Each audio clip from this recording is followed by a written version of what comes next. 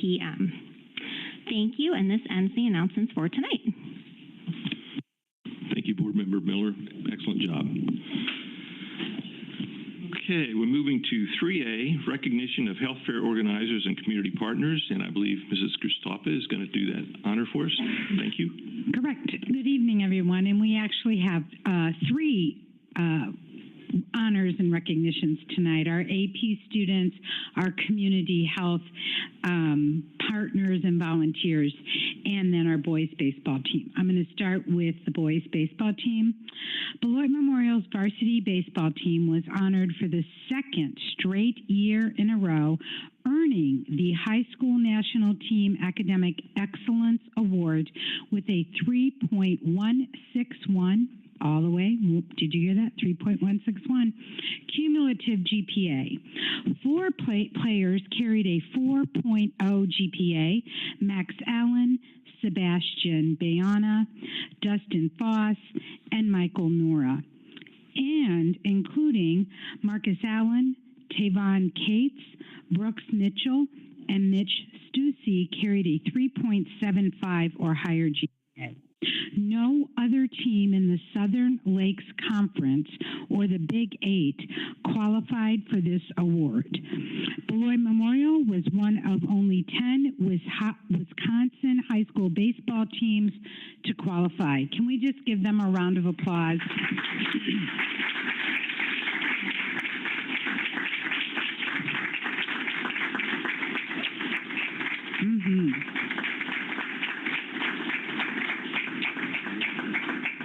Excelling on and off the baseball field. Every year, the AP program recognizes high school students who have demonstrated outstanding college-level achievement through their performance on multiple AP exams. These distinctions include AP Scholar with Distinction. Students with this award are individuals who received an average score of at least 3.5 on all AP exams taken and scores of 3 or higher on 5 or more of these exams. 5 or more. And wait till you hear the list. AP Scholars with Honor. This is granted to students who receive an average score of at least 3.25 on all AP exams taken and scores of 3 or higher on 4 or more AP courses. AP Scholar is granted to students who receive scores of 3 or higher on 3 or more AP exams. These students are excelling academically, and the list is long, which we're very proud of, so I ask for your patience as we honor each of these students. First, I'd like to honor the AP Scholars with Distinction, 5 or more. Max Allen, Ami Tai-E Kano, Aiden Donovan, Jaden Gibson, Carter Johnson, Rayu Nakora, Sarah Ramsden, Patrick Rochester, Caroline Severson. Those are with distinction. Let's give them a round of applause before I go on to the next.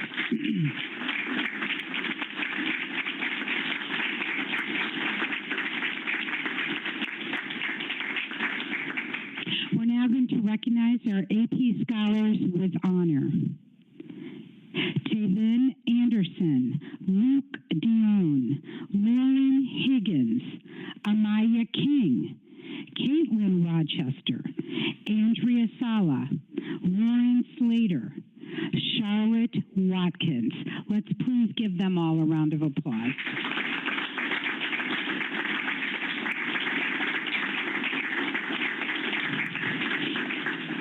Next are AP Scholars.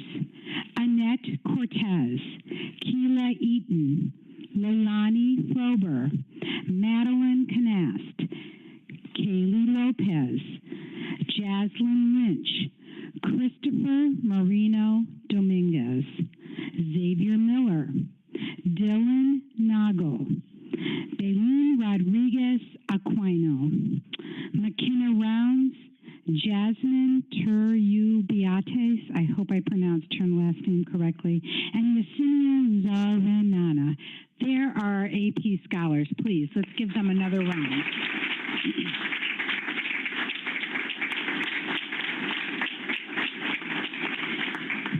Now turning our attention to our community health fair event that took place on August 10th.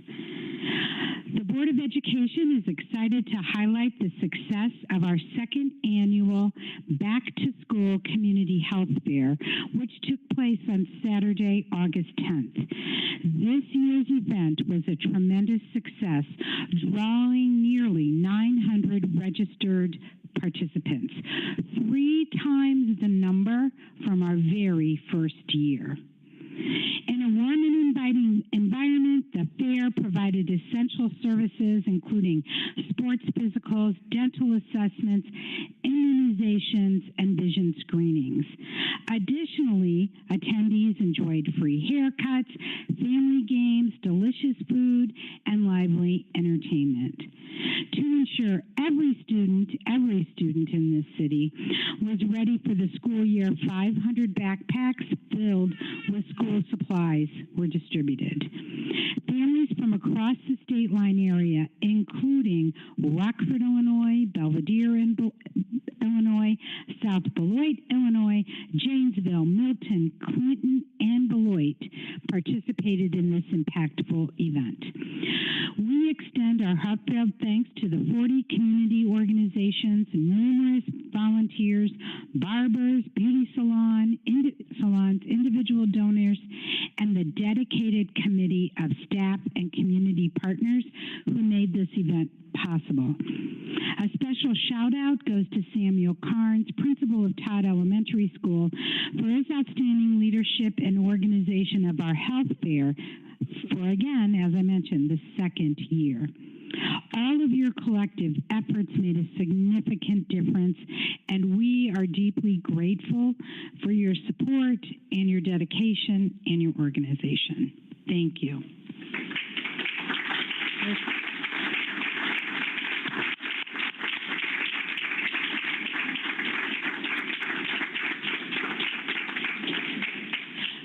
Samuel's going to come up. He's going to ask everyone to stand who had participated in that, and then I think Dr. Garrison has a few additional comments. Go ahead, Samuel. Sure.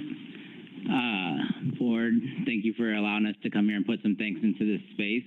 As you can see, this room is full. This is what community looks like, and we're excited to celebrate with them. Too many of us in here to do individual, but if you are a barber, custodial, buildings and grounds, child nutrition services, transportation, volunteer, stylist, participant, if you were a part of that event, I do want to invite you to stand up at this point so that we can publicly recognize you. So if that was anyone in this room that was a part of that health fair in any capacity, I invite you to stand.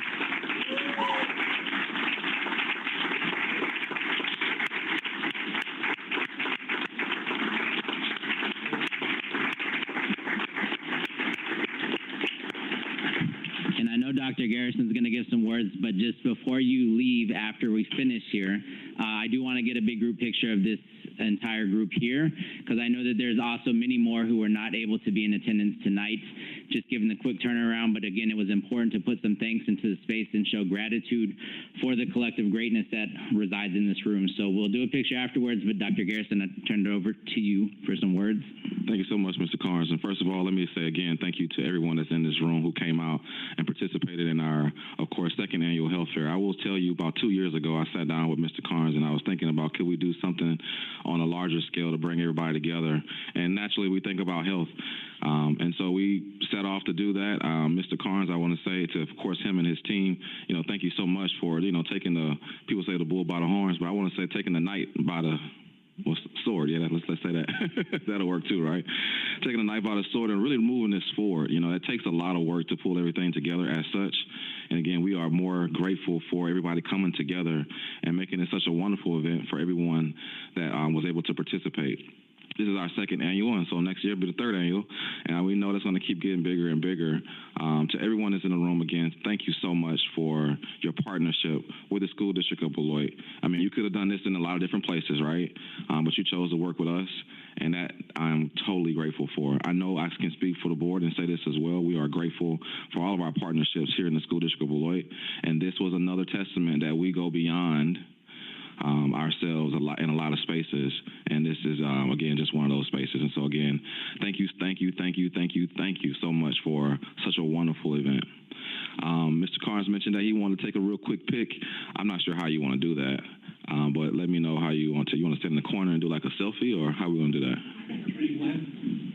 Yeah, we could either do the training lab or outside. I wasn't really sure the space because I know it's not necessarily the most conducive in here to do so, but that's fine. Well, I think Mr. Carnes mentioned that we'll probably go over to the training lab or outside. So again, thank you to everyone that's in the room for this space, and you can be dismissed for your big picture. Again, thank you so much.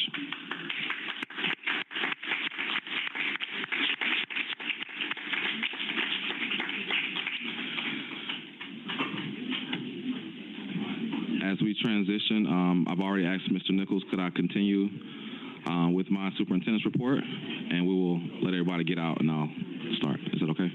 By all means. Yes. Carry on when the...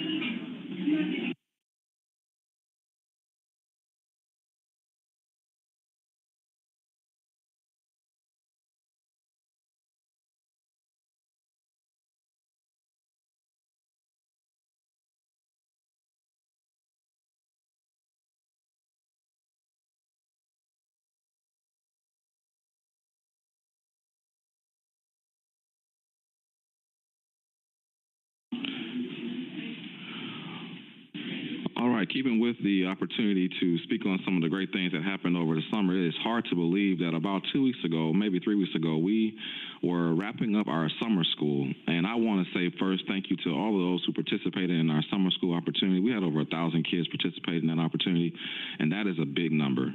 And we couldn't have been done without the hard work from all of our staff that participated in summer school. And so first, I want to say thank you to all of the staff who participated in that. Mrs. Ford, who helped out with the elementary, Mrs. Hendrick Nora, who helped out with the middle school, and Mrs. Chrissy Champion, who helped out with the high school. Again, I want to say thank you for your leadership. And, correct. And Mrs. Mallett, also from the elementary school. Thank you, Mrs. Mortek. Some of the elementary school highlights are students participated in both APATH, which is academics, ELA, and math, and WePath, which is wellness and enrichment activities. We work with the Welty Center to embed environmental education topics throughout the day, along with LEGO STEM and many incentive activities to promote literacy and math skills. And so that was some of the highlights from the elementary school. Middle school, the students engaged in many enrichment activities that make connections to career readiness and life skills, such as collaborating with the fire department, the Welty Center, state line spinners, swimming with the YMCA, roller skating, butology, gamer math, band, and orchestra, tween cuisine, and UW extension and junior achievement. And so that was a mouthful. So again, thank you to all the ones who participated in the middle school opportunity. The high school engaged in credit recovery courses in order to work towards graduating on time. We will have a small group of students, actually we did have a small group of students that satisfy graduation requirements, and they're graduating at the end, and they actually graduated at the end of the summer school program. In addition, we had approximately 39 students participate in online driver's education program, which that was something that we had talked about here at the board level last year, and we wanted to bring that to fruition. And so I want to say thank you to Mrs. Mortek and, of course, team, people services, everyone who had anything to do with that work. I want to say thank you for making that happen, because it's one thing to say it, but it's another thing to actually make it happen. And so thank you for making that driver's ed opportunity happen. From a summer school perspective, we did have some graduates, and I want to just put these students' name in the room because they finished their coursework and they had some graduations. And so Shanita Eason, Javencio Martinez III, RG Torres Racing, and Jaden Wells. All four of those students completed their... all 4 of those students completed their high school diplomas, and because of our summer school, that was able to happen. We do have a few opportunities coming up over the next few weeks. We did welcome back all of our new teachers today, and that's why the room was kind of set up today as you walked in. We do have another day tomorrow with our new teachers, and of course Thursday as well in this space. And so we want to say thank you to all the ones who joined our organization today. On Friday, of course, we have all of our staff will come back, and then, of course, next week we have our on the 28th we will be having our convocation. We call it convocation here, and so everyone at the board has been receiving many communications about that. Of course, you are welcome in that space. We'll start promptly around 8 o'clock, 7 o'clock with a little breakfast, and 7 to 7:50 for breakfast, and then we'll transition to the auditorium, and then we'll have a student performance, and then we'll follow the agenda as I shared it accordingly. That is my report. Thank you. Thank you, Dr. Garrison. Okay, it's time for public comment time.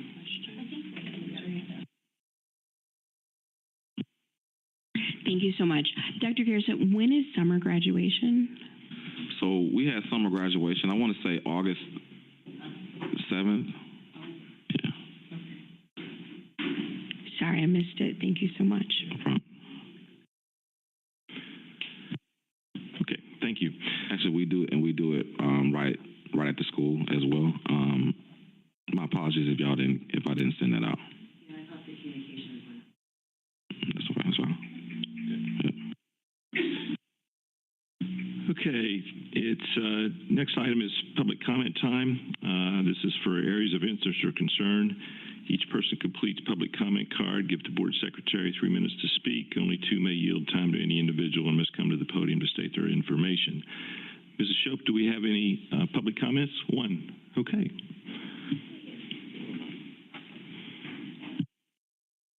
Do you want to read your little spiel first? Oh yes, thank you. Thank you, Michelle. I know you'd save my life.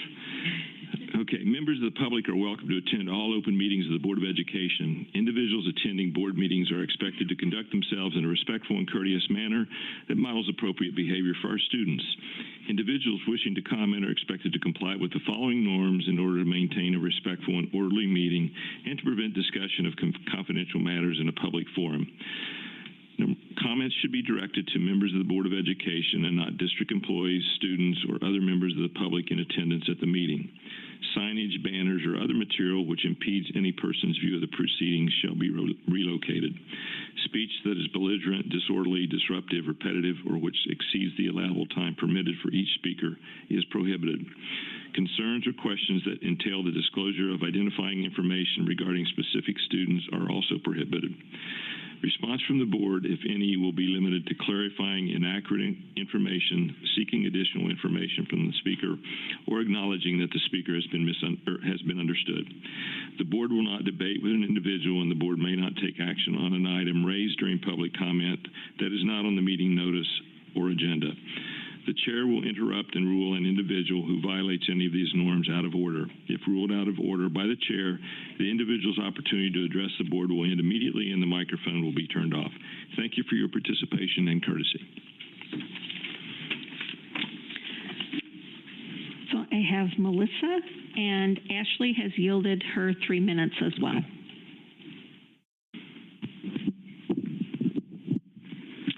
Good evening. Dear members of the school board and Dr. Garrison, my name is Melissa Rohrbeck, co-president of the Beloit Education Association.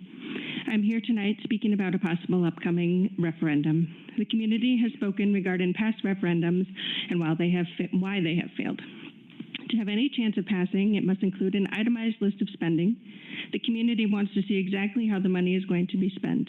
At the same time, the district must publicize an itemized list of cuts that have been made to show the community the school district is serious about cutting unnecessary spending.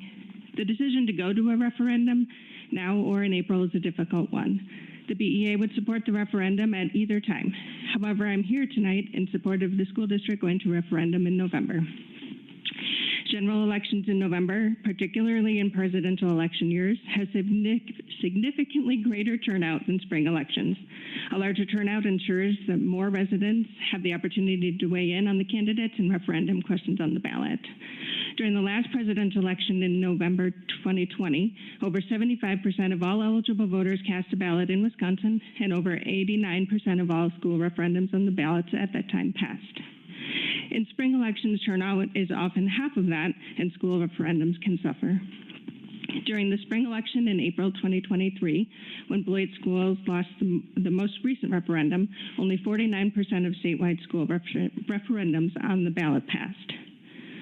While many other factors can influence the success of a school referendum, scheduling them for high turnout elections provides an opportunity for the greatest number of residents to participate in the decision by casting their vote. We need all residents to weigh in on supporting their schools. Regardless of the timing of the referendum, and as I stated earlier, the community wants to know exactly what the money will be spent on. The BEA would like to have input with the board and administration to have what is best for students, staff, and families focused on during that process. The following are two ideas that the BEA would like to see the referendum focus on. Number one, staffing. Teachers, paras, and secretaries need to be paid what they deserve to be paid, with at least a cost of living increase. They all continue to put in hours before and after school and on weekends to get done what needs to be done. Teachers at the middle schools and high school are being asked to sub during preps. At the elementary level, when a specialist is out and there is no sub, teachers do not get that prep. Both of these force teachers to put in additional unpaid time. Also, hire more para-educators. The needs of students, not just special education students, continues to increase. Increase staff to maintain or reduce the recommended class size average listed in school board policy to aid in student achievement and to assist with behavior issues. Number two, supporting behavioral needs. Money should be allocated toward alternative educational programs to help support the behavioral needs of students, such as therapeutic classrooms and or school within a school model at the middle and high school levels. We need more staff to support students with behavioral needs, more psychologists, social workers, and counselors, or perhaps bringing back behavioral specialists who worked in the buildings with students on a day-to-day basis. In conclusion, I appreciate you listening to these ideas tonight.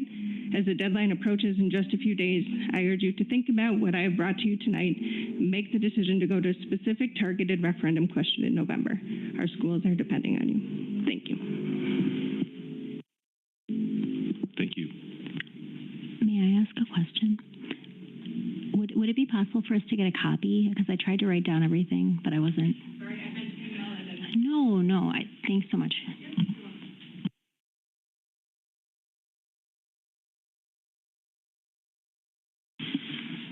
Okay, next agenda item is 6A, grant fund update. Mrs. Mortek.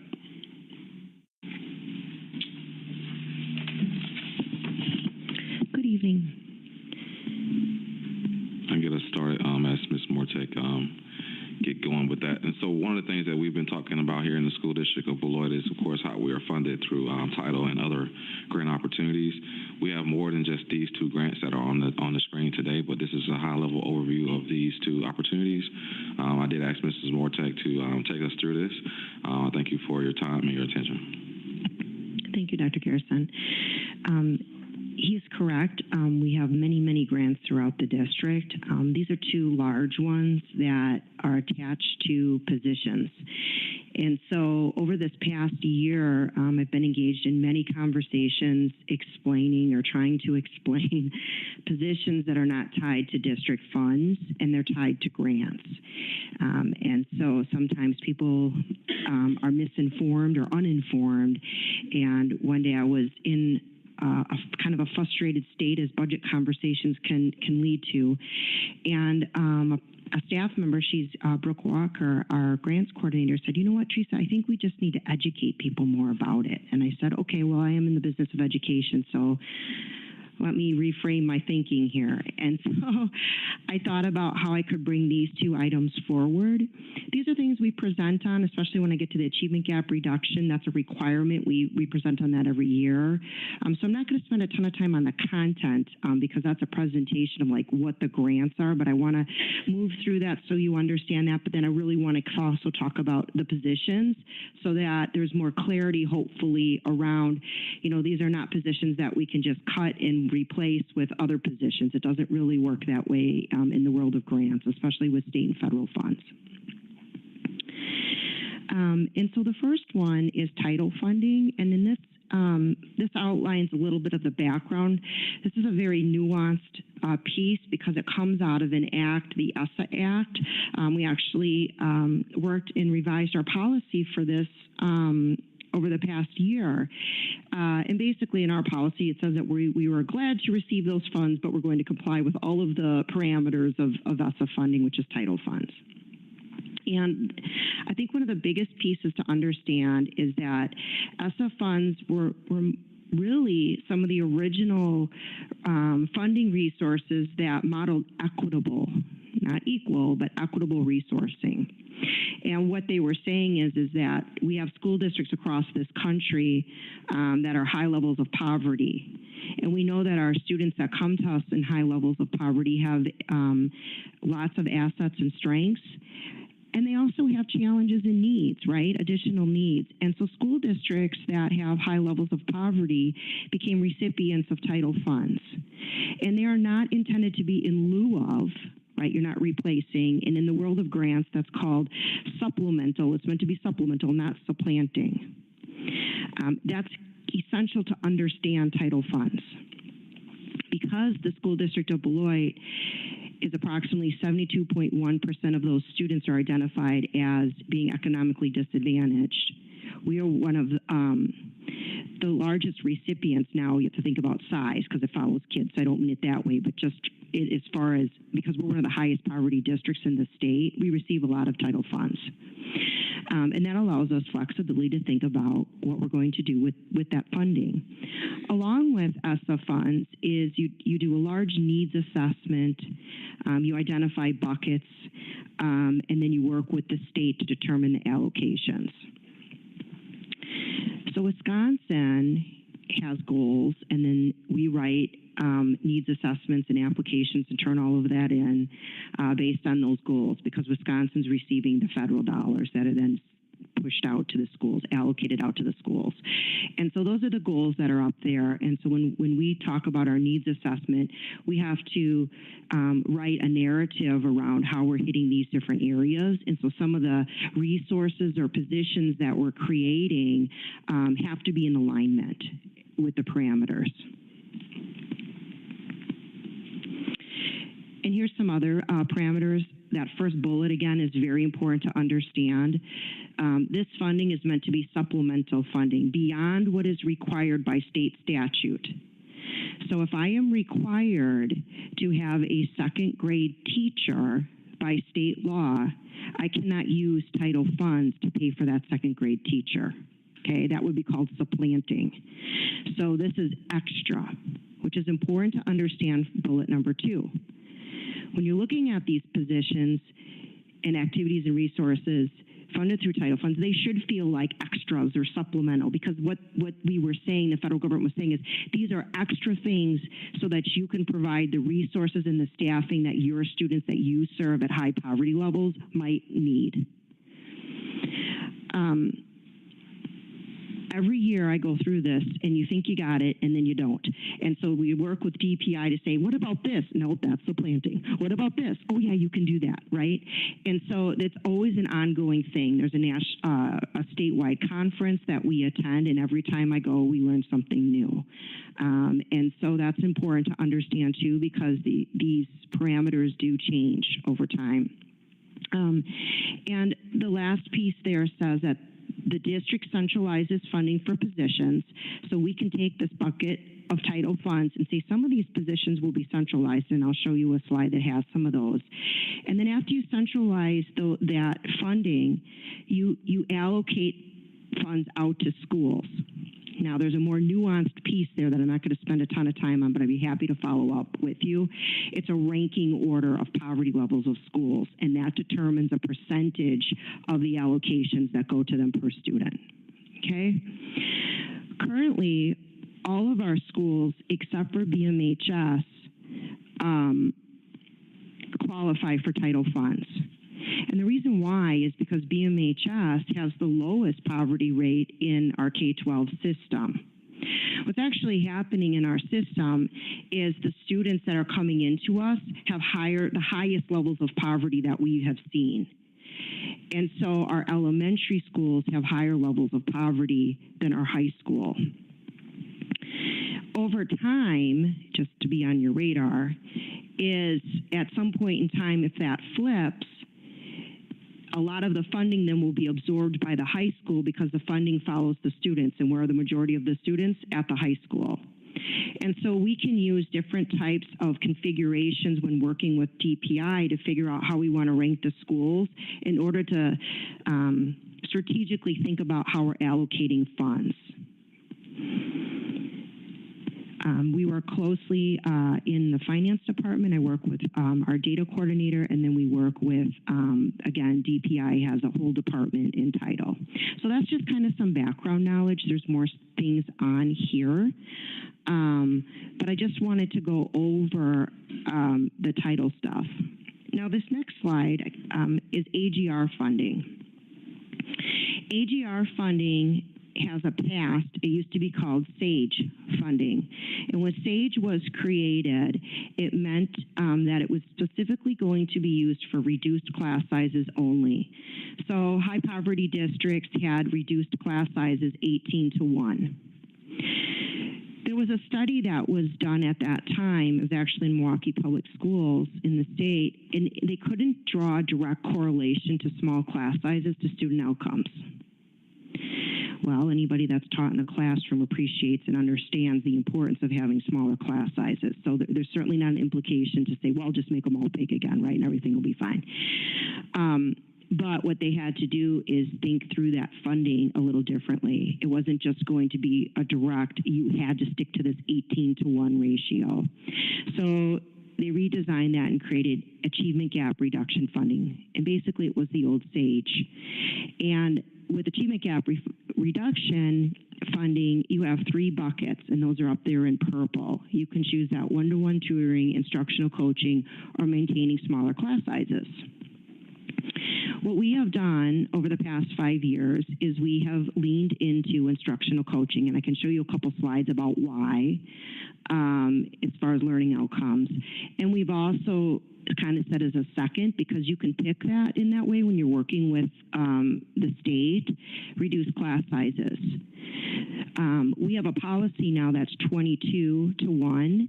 This policy this funding still takes you 18-1. However, if we have some classrooms when all things shake out that are at 18, then we can behind the scenes tag them to achievement gap reduction funding and move that funding over.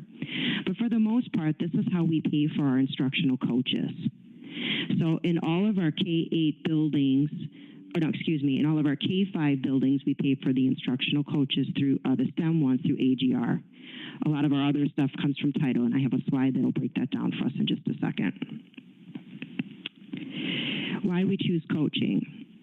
So in the world of educational research, when you have impact and you do impact, anything that's a 0.4, when you run a statistical analysis of impact, is considered impactful, and anything higher than I think it's 7 is significantly impactful.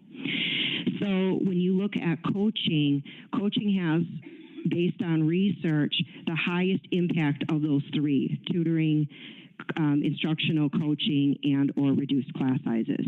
And so that's why we've leaned into this model for the past 5 years, and we just turned in with some of our board members signing off, we just turned in our application for the next grant funding to come through.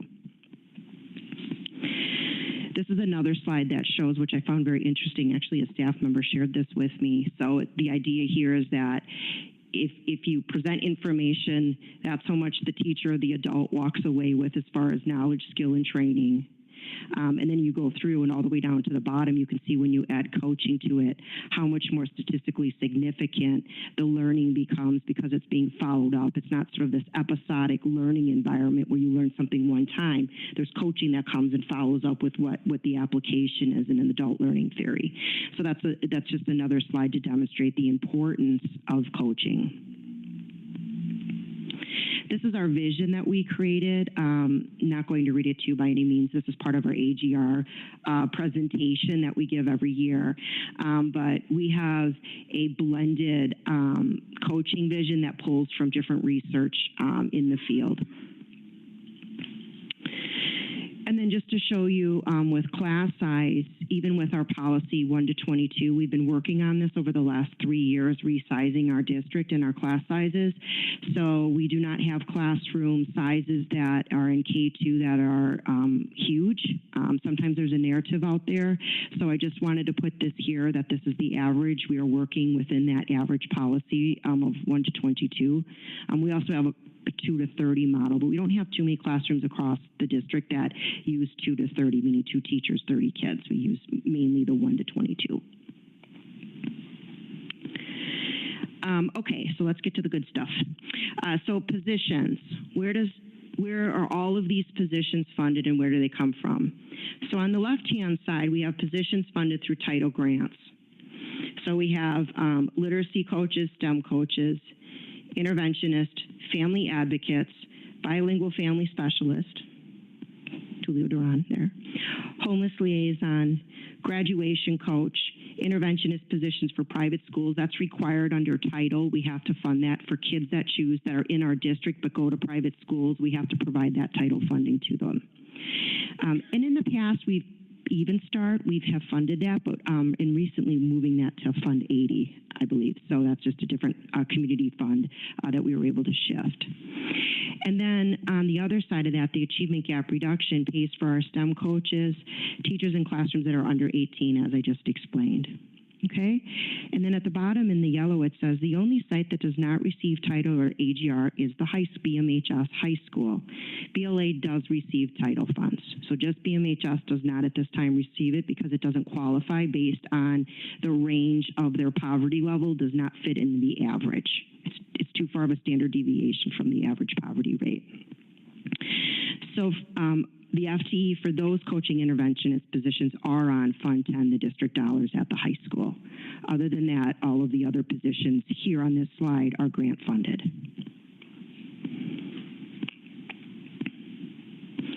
And then I just wanted to show this slide. Dr. Garrison thought it would be a good idea just so we could see the breakdown and understanding of what we have at the different sites and how much FTE are there. And, you know, things are always changing. And so I put on there note allocations are not yet finalized. So at this time of the year, we start working, Brooke Walker and I, about what the predictions are going to be in the projections. And then that doesn't come through until we turn in our application and we get approved by DPI, which is the end of August, September. And then we know. But usually we're pretty right on. We have had reductions in title fund allocations before. So we do have a carryover pot that we play with as kind of our bank just in case there's a cut, because, you know, if you lose the title funds, then you have to have a decision. Are we now going to pay for this on district dollars, or are we determining that that position is going away because the grant dollars went away? And so that's a decision that you have to think about in the future as it changes. Oh, and I did put a special note down here because I have heard some chatter about our biliteracy coaches. And so I just wanted to make sure that I provided transparency and clarity around that. So we have ESL teachers in the district. We have a very high EL population in comparison to the state. It's about 18%. And I put there 933 students are identified as EL, English Language Learner. Well, you have to provide services for those students. And so we have ESL teachers that do that. Well, what we did is our service delivery model, Tony, was that last year or the year before? 2 years ago, thank you. I remember we were here presenting, was changing those folks to biliteracy coaches. They really are the ESL teachers, but by expanding their role, and when I say that, I mean that we expanded their days to be the same as the literacy coaches. They also support DLI materials, Spanish curriculum and content, and they support the teachers and the principals in those materials just like our coaches do, our regular literacy and STEM coaches. We receive, is it 5% or 7% for the, we receive a 5% reimbursement for bicultural, bilingual kind of education. So that 5% reimbursement pays for what the additional cost was to add those days to the biliteracy coach's position. So that sort of reverts them back to ESL teachers. You cannot cut that position because you are by law required to provide those services to our ESL students and population. Any questions? Happy to take them. I didn't get any ahead of time, so I didn't know if that was good news or bad news, but open for questions. Board Member Levy. Thank you so much. Just a couple quick questions. I really appreciate the efficacy and then the I believe you said the effective and extremely effective on average. Do we have any internal district statistics or information that shows that our the impact of practice, feedback, and coaching? Yeah, that's a really great question. It's hard to pinpoint, and I'm going to track down the employee that sent me that one chart to find out where they got that statistical information. The best correlation I can say to you is that every year we make goals for AGR with the state, AGR goals, and those are in those presentations. And so every year we've increased our goals and increased the number of schools and grade levels that have met goals in math and ELA. And so that's a good correlation because we're saying we're taking this AGR funding, we're putting our money into coaches, we have to make goals for ELA and math, and we're making those goals. So that would be maybe the most direct correlation. It's hard in school systems because you could say, well, is it the reading curriculum? Is it the classroom teacher? Is it the parent? You know, what's going on in this child's life that's causing them to have increased academic outcomes. And so that to me is if anyone were to ask me, how do you measure? I can say that with our AGR, that funding is to coaching, and we are meeting the goals that we are required to make to receive that funding. Thank you for providing that additional context. Yeah. And then on the, I think it's 3 slides later where you have the information on Even Start coordinator/resources. Has the move to fund 80 changed anything about services that we provide? No, it hasn't. And if you recall, Even Start is actually named after a grant that we had many moons ago. And so when the grant sunsetted, we just held on to the title because we valued the multi-generational model for learning for that group. And so then over the years, we've worked very tightly with Blackhawk to write grants. Darian Snow is a champion in this work. From there to write grants to pay for the adult ESL teachers, and then we were funding the teachers and paras and the coordinator position to take care of the children during the time. And that's kind of that model, if everyone recalls that. And so moving it to the community fund makes sense because that's who we're servicing is the community. So I thought that it was smart. The reason why they chose title, I think, after they went for it is because title has a very rich literacy background, and I think the full title of that is Even Start Literacy Family Programming or so something like that was the spirit of that old grant, and the idea was that you were building literacy multi-generational.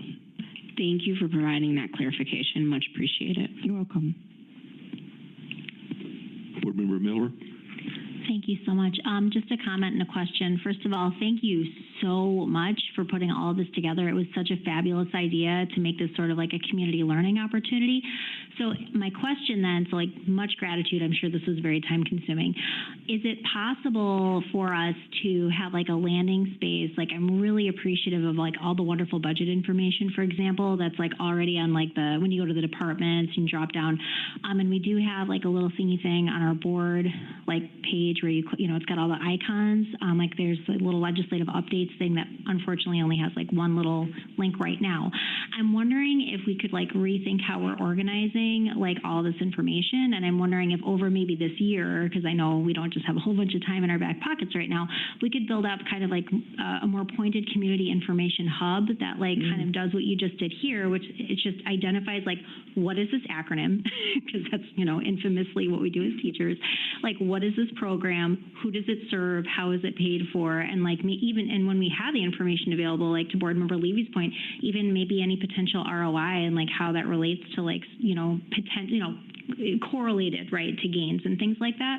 And I just think that might be, like, this is beautiful. This is like the best part of my whole day was just like listening to this. And I just think if we could extend this out in the spirit of why this was put together into our community over time, I think that would be really valuable. Thank you for that feedback. I'll work with Dr. Garrison and Mr. Chady and think that through a little bit. I think that's great. And, you know, we've been already working on some potential other positions that might qualify for allowable expenses that we can get off the District Fund 10 and move over to the title. So I just got a little bit of a word about that this past week that I was excited to hear. So more to come on that because the more we can get off of the dollars, it helps our deficit. So thank you. I have a question. What are the values of the actual grant funds? Do we have an actual? Yeah, we do. In the description on the board description, but it's roughly 2.7 for each of them. I thought that was interesting. I both shook out that way. So title's 2.7 and AGR is 2.7. Okay. And a little more nuanced, title has 4 buckets: Title 1, Title 2, Title 3, Title 4. There's so much to know about this. And each one of them service different things. Okay. You're welcome. Can I have one question? Mr. Anderson. So there's 2 questions, but the first one, I'll ask them both. But one is, how much do those funds fluctuate year over year? And then 2, how do you adjust? Because you said the funds follow the kids, and so, you know, how specific to the buildings are these positions? Because in my head, you know, I go to the extreme and say, well, let's just say everyone that is bringing these funds into the district that qualify happen to all be in 5th grade this year, and now everything moves out of our elementary classes and into the middle schools next year. How do you move that? It's a great question. And that's what made reconfiguration even more fun, right? All of the things we didn't think about. No, we did. So they follow the student, you're right. So let's just use that example because that'll help you understand it. So when we were K-3 and Converse Elementary had X amount of kids, and in their ranking, they got 5% of the over allocations after we scooped off the centralized amount. That was how much they got. Well, when we added the 4th and 5th graders, then those students came with that funding. And then the 2 middle schools just had 6th, 7th, and 8th graders that were attached to title funds. Something that was really interesting, they got allocated more money because they now have more student body there, but their poverty levels in the K-3 buildings went down when they went K-5 because of what I said earlier. Our youngest children have the highest poverty rates. So as a K-3 building, for example, at that time, Merrill's our highest poverty. They're like 93% poverty they were that year. When we brought back the 4th and 5th graders, their poverty rate changed to maybe like 80%. And that's because the 4th and 5th graders came back. They have a higher socioeconomic status. It changed the overall average. And what was interesting about that year is because Merrill has such a high poverty rate, it pulled the overall average of all of the schools. And so when you have to line them up to create like parameters, we had 2 schools that didn't qualify because they were too far away from the overall average, because that disproportionately pulled the average poverty rate down. So we had to write, they allow you a year extension. So we were able to get a year extension to fund those 2 schools that wouldn't have qualified. And then what happened was the following year, Merrill's poverty rate went from like 92 to 80. So brought back the average, and then those schools luckily were back in the fold to receive funds. But that's the type of situation that I'm referring to, that then if that would have happened, we have to say, okay, Todd didn't qualify for title funds and they have all of those positions. So at that point in time, what are we going to do? Are we going to fund it district dollars, or are those positions going away because they're grant funded? And so we have been lucky and very strategic. Prior to Brooke Walker was Kathy Carlson, and was just incredibly good at what she did and figured out how to rank and algorithm kind of these different things that are within the parameters of DPI to figure out how to best allocate out to schools. I hope I answered that. You did. Okay, good. You're welcome. Anybody else? Is Greg or T online? Are you? If you are, I can't see you, so I guess not. Okay. Thank you, Mrs. Mortek. You're welcome.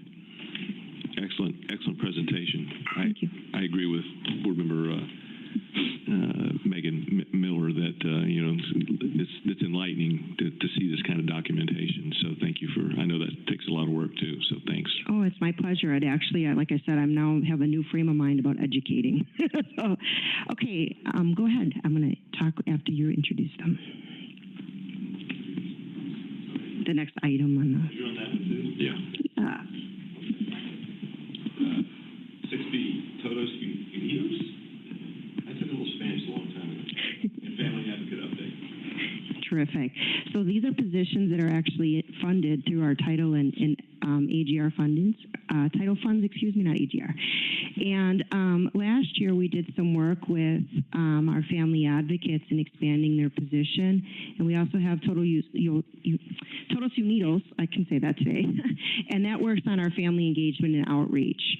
And so we wanted them to come just to share some of the things that they have been doing, and then some of the things that they will be working on next year, just to share that work, because it aligns so tightly with our strategic plan. Thank you, Tony.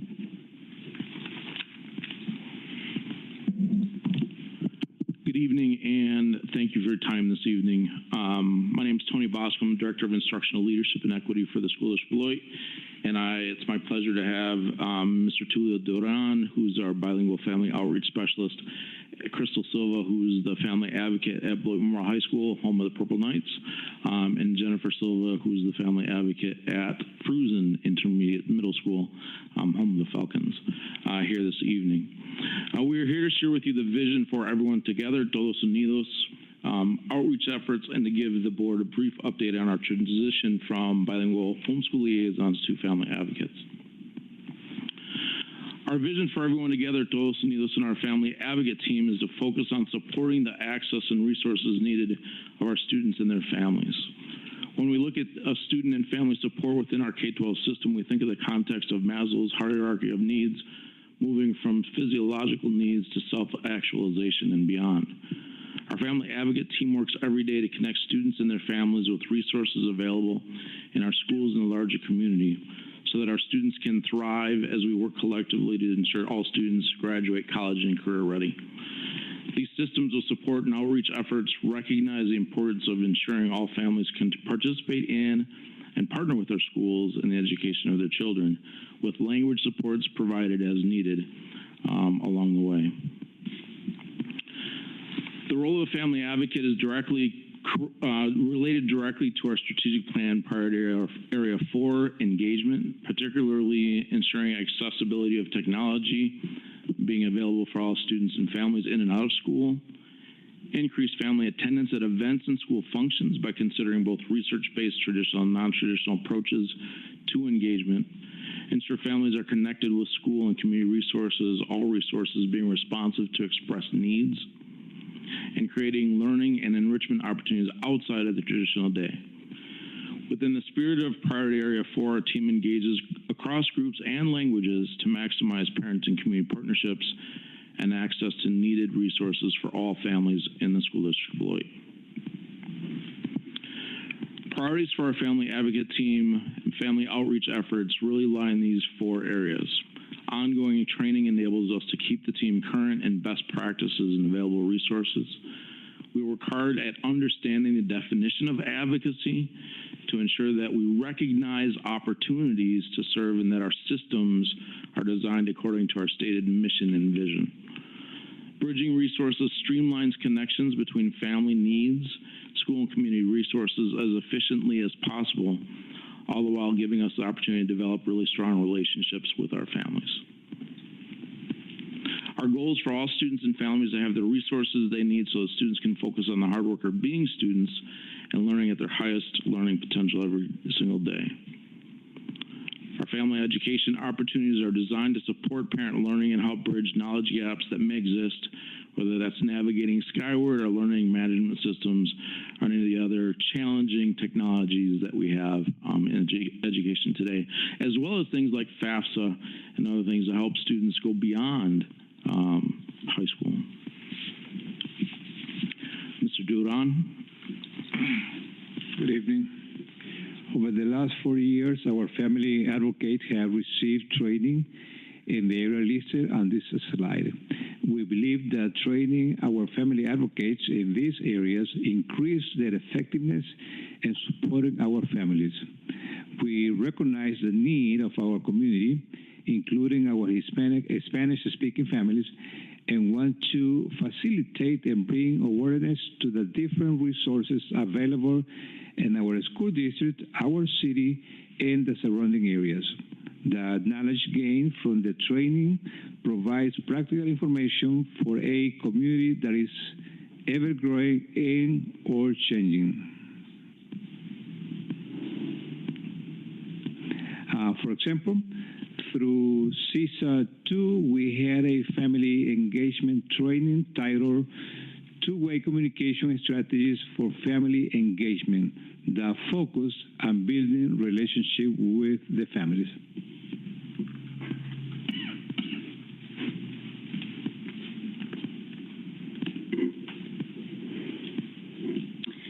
We wear many hats in supporting our families and school staff as family advocates, but our primary goal remains clear: breaking down barriers for families and students as they enter our buildings. Our efforts encompass various areas, including enrollment, transportation, mental health, individualized support, and ensuring that families are connected with the essential resources needed for student achievement. For example, we assisted in summer registration, supporting families throughout the enrollment and registration process. We also assist families in setting up transportation with Durham, making the process smoother and more accessible. By working closely with student services, we ensure that families receive up-to-date information about the school system and the extensive resources available both within our buildings and throughout the community. Additionally, we actively promote ongoing engagement to build a supportive community where all families feel valued, connected, and empowered in supporting their students' success. Our commitment to facilitate these connections and removing barriers is crucial for creating an environment that every student can thrive and achieve their full potential.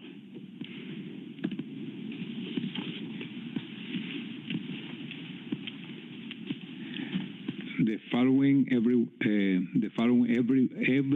united, Todos Unidos events are scheduled for the upcoming school year, and you can see there.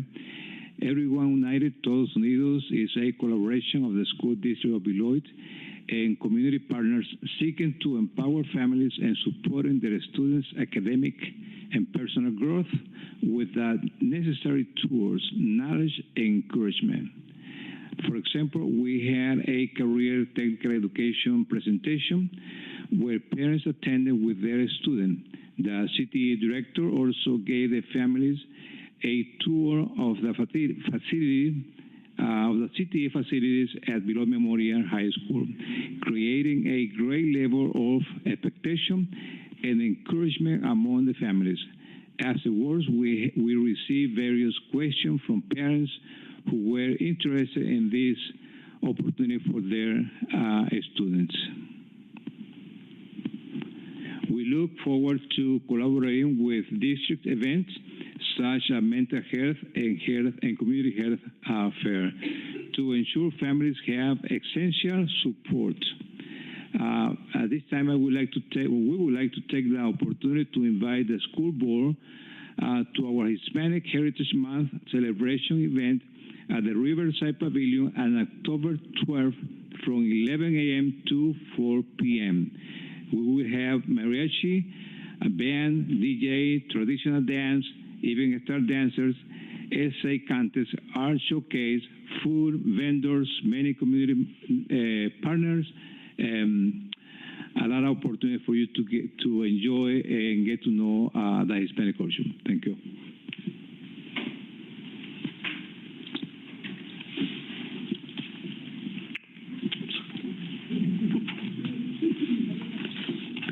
We work closely with local partners to bridge the gap between families and essential services such as healthcare, housing, and other crucial needs.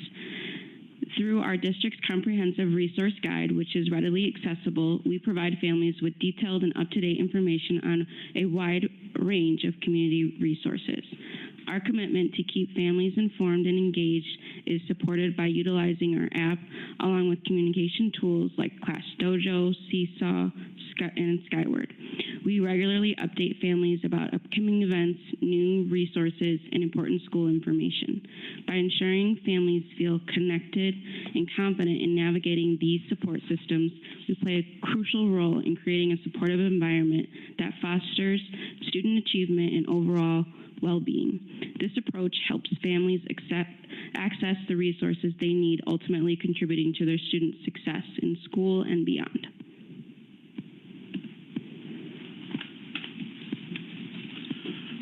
Our family advocate team is focused on service to the entire school community and aims to serve anyone in need. Their work with school administrators, student services, district staff, community agencies is all focused on supporting students and their families to make sure that they can be their best selves as they come through our school district.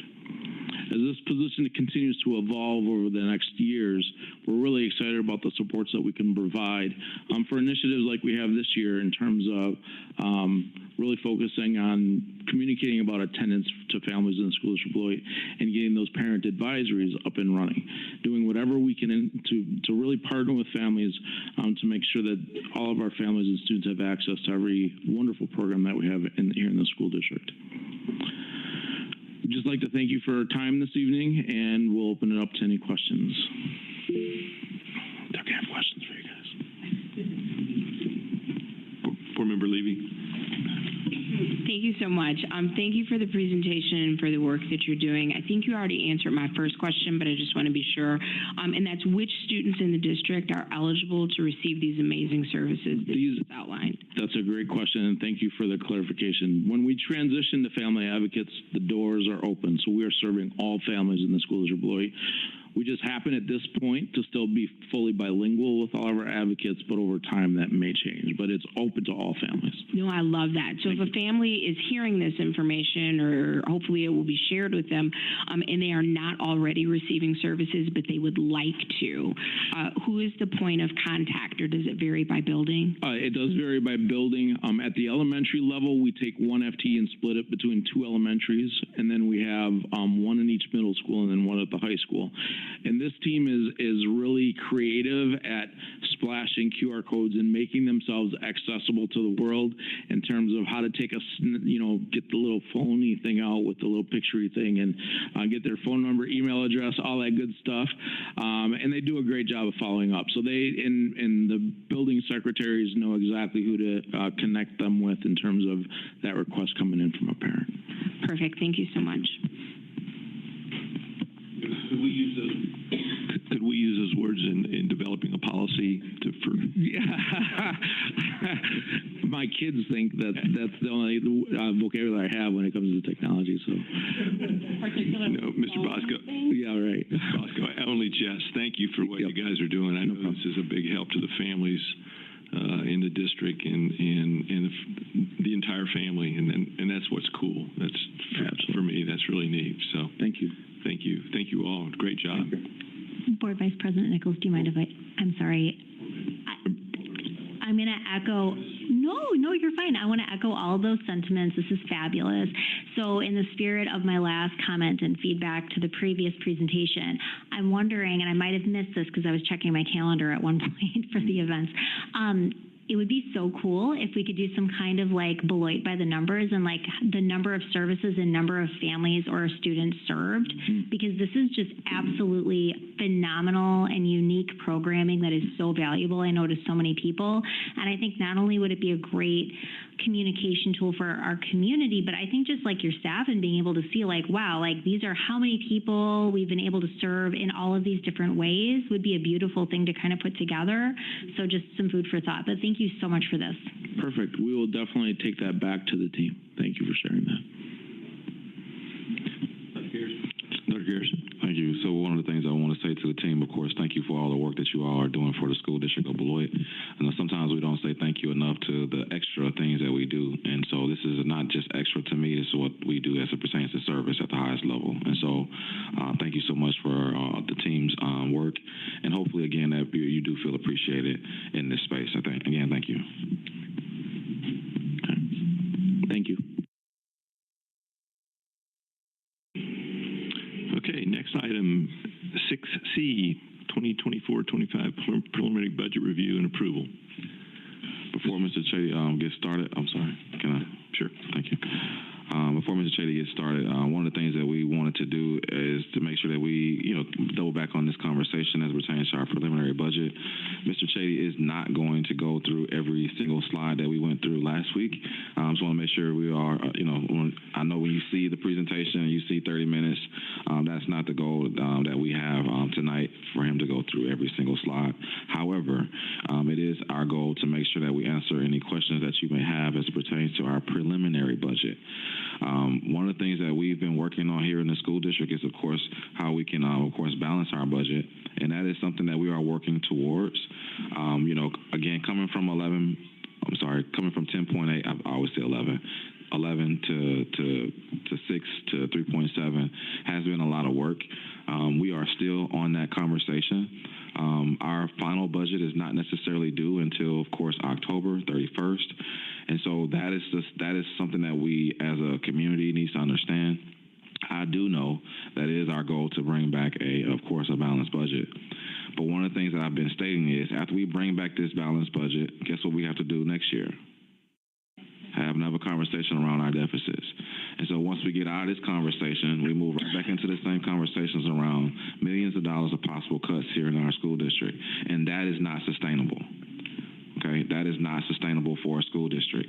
Over the past 2 years, we've cut over $18+ million in our budget. I say 2 years, 18 months since this administration has pretty much came together. That's about $1 million per month. A lot of work. A lot of work, a lot of time, and I know that our staff I know that our staff also feels this pressure, and I know that our community also feels this pressure. But we want to do what's right by all of our kids. We want to do what's right by our board members. We want to do what's right by our community. But the one thing that I've always stated is that I want to make sure that that we have everything that we need for our students' return, and we'll move from there accordingly. But I think the most important space is to make sure that we have everything that we need for our students' return to be successful. Why wouldn't that be our space? As a district administrator, it is my goal to make sure that we can keep moving in that space. But again, once we come out of this deficit conversation, which I do believe we will, okay, we go right back into this same conversation again, minus about opportunity with a possible referendum in the near future. And so just understand that these are conversations that are year over year that's been happening since, I arrived here in the school district, and actually prior to my arrival as well. And so there's been a lot of cuts. There's been a lot of different conversations in this area. Yes, we did get some support last year from the state. And again, of course, we are working through some conversations even this year with some of the other opportunities that we have as it pertains to some funding that did come to us in the source of OPEB. Now, again, I'm not going to go too deep into that part of the conversation. However, I do believe Mr. Chady will definitely take us through the high-level overview of this conversation. And I want to say thank you to Mr. Chady and his team, because we have multiple conversations in this space. It's pretty much not a day that I don't talk to Mr. Chady about something budgetary related. He has been patient with me. However, I've also been patient with him. so we work together in this space. And again, I want to make sure that that's something that we understand here in this room. It is not easy. It is not easy as it pertains to a budget conversation, especially when you're making $10 million cuts over year. And so with that being stated, I'm going to turn it back over to Mr. Chady again. It's not his goal to go through each slide. However, we will give us a high-level overview of this conversation. And hopefully the board will be able to, ask the questions, and we will be able to move forward with a possible approval. Thank you. Thank you, Dr. Garrison. As Dr. Garrison mentioned, we'll go through each of the slides. We won't spend as much time on them as I did a couple of weeks ago when we presented on the preliminary budget earlier this month. The presentation's essentially the same, though I'll note that there are 3 new slides at the end that we'll probably spend a little bit of time on, just helping the board connect the dots, put the pieces of the puzzle together so that we have a bigger picture of what's to come as well. The numbers that are being presented this evening have not changed from 2 weeks ago, and they will not change for probably the better part of a month to 5, maybe even 6 weeks. The preliminary budget that's being presented and requested the board to approve is the budget that is then advanced to the budget hearing, which would occur in sometime in mid-September probably.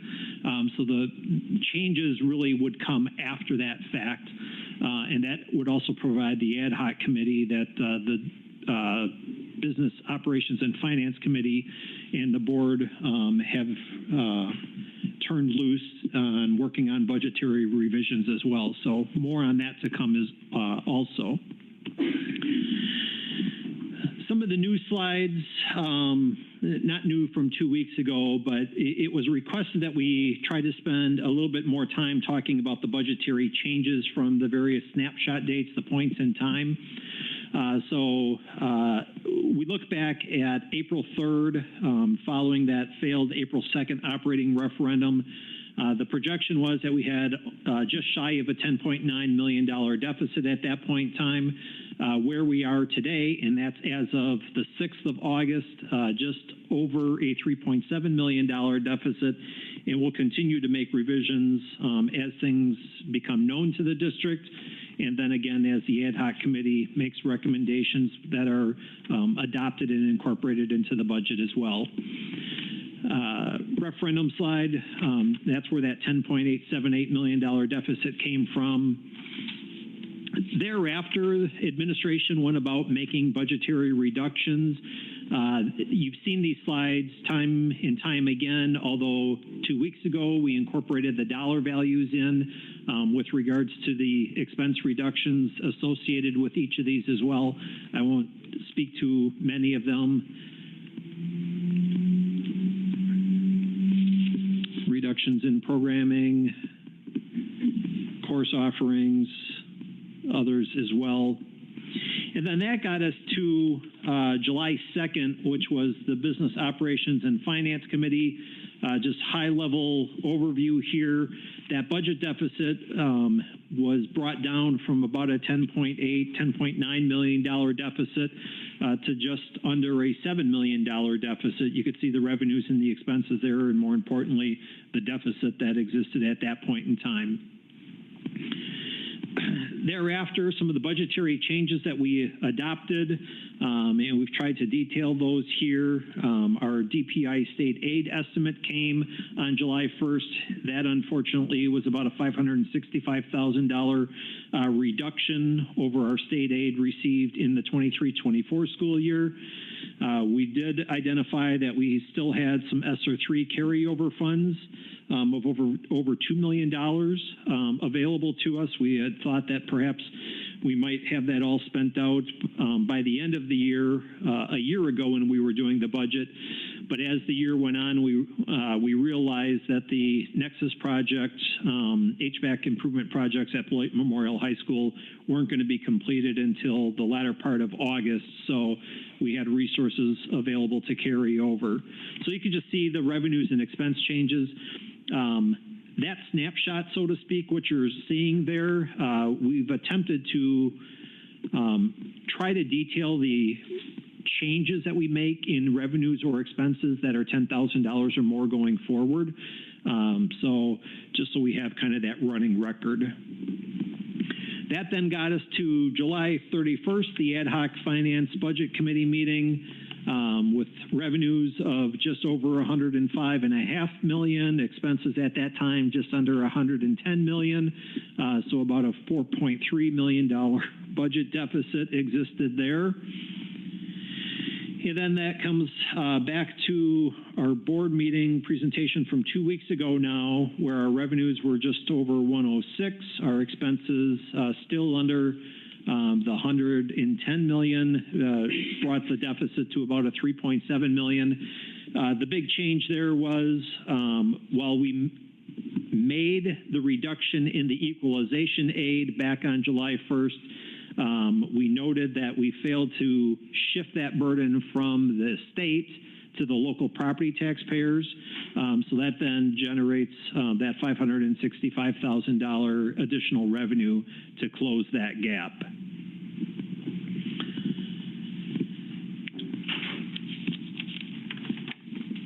So then we talk a little bit about 24-25 preliminary budget. Some of the key budgetary factors are listed here, and I think the board and the community have seen this 2 or 3 times. So I don't know that I need to get into that to overly great extent. I will point out this 4th bullet point talking about the district's equalized property value increase. We had estimated it at 10%. It was over 16.07% last year. We received information from Robert W. Baird Public Finance within the last week and a half, that they are estimating the property value increase for the school district of Beloit to be 5%. Budgetarily, it doesn't impact us at all. It does impact the mill rate and then, you know, how the tax levy is certified out to the property taxpayers at the end. But as far as the preliminary budget, there's not really any true impact there. The revenue limit authority, we've kind of worked through this a number of times. The current revenue limit authority from the DPI that we're using provides us with revenues of $74,250,336. That's kind of the maximum based upon the worksheet that we're currently doing. That worksheet gets updated by the DPI fairly regularly, like once a month or so. It'll be updated a little bit more frequently as we come into October and other budgetary factors become known. Every time that revenue limit worksheet is updated, we try to get in it and plug our numbers in and see what the implications are to the school district of Beloit. But $74.25 million is the maximum amount under the revenue limit, and keeping in mind that that is essentially funded by state equalization aid and property taxes. So that's that limitation. Our membership, we've seen, here's kind of that revenue limit. Again, where you take your maximum revenue limit authority, you subtract out the value that you're going to receive in state aid, in high poverty aid, which high poverty aid is 0, and then there's some other state aids listed there. And then over on the right-hand side is the maximum amount that we can tax, are essentially our fund tax levy, and you can see those amounts detailed there. $12.5 million currently estimated for the general fund, just under $1 million in Fund 38. That's supposed to be Fund 39 at 105, almost 106,000, and then the Community Service Fund, Fund 80 as well. We take a high-level look at the revenues for 24-25 that are listed here. You can see our general fund, our special education fund, and then the total, 106 million, just over 106 million in revenues are anticipated. The percentages of the budget are over on the right-hand side. 75.6% of our revenues come from state, or estimated to come from the state in the 24-25 school year. And when we include the federal government in there as well, 85.1% of our funding comes from state or federal sources. That's a rather steep number, but that's what it is for the school district of Beloit.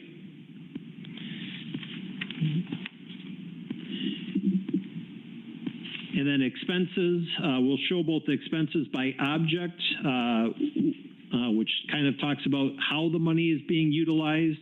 And then we'll take a look at expenses by function, which talk a little bit about where the money is being utilized. And you can see the information here. Fund 10, almost $94 million in expense. Special Education Fund, just over $16 million. So current total, just under $110 million in expenses. And you can see the percent of budgets over on the right-hand side with salaries and benefits, just over 60%. Purchase services, about 28%.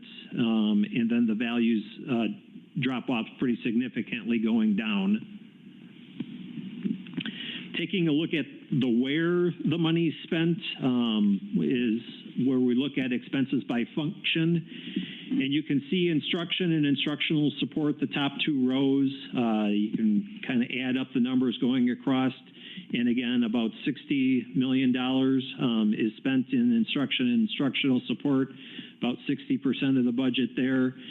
Administration listed just over almost $6.25 million.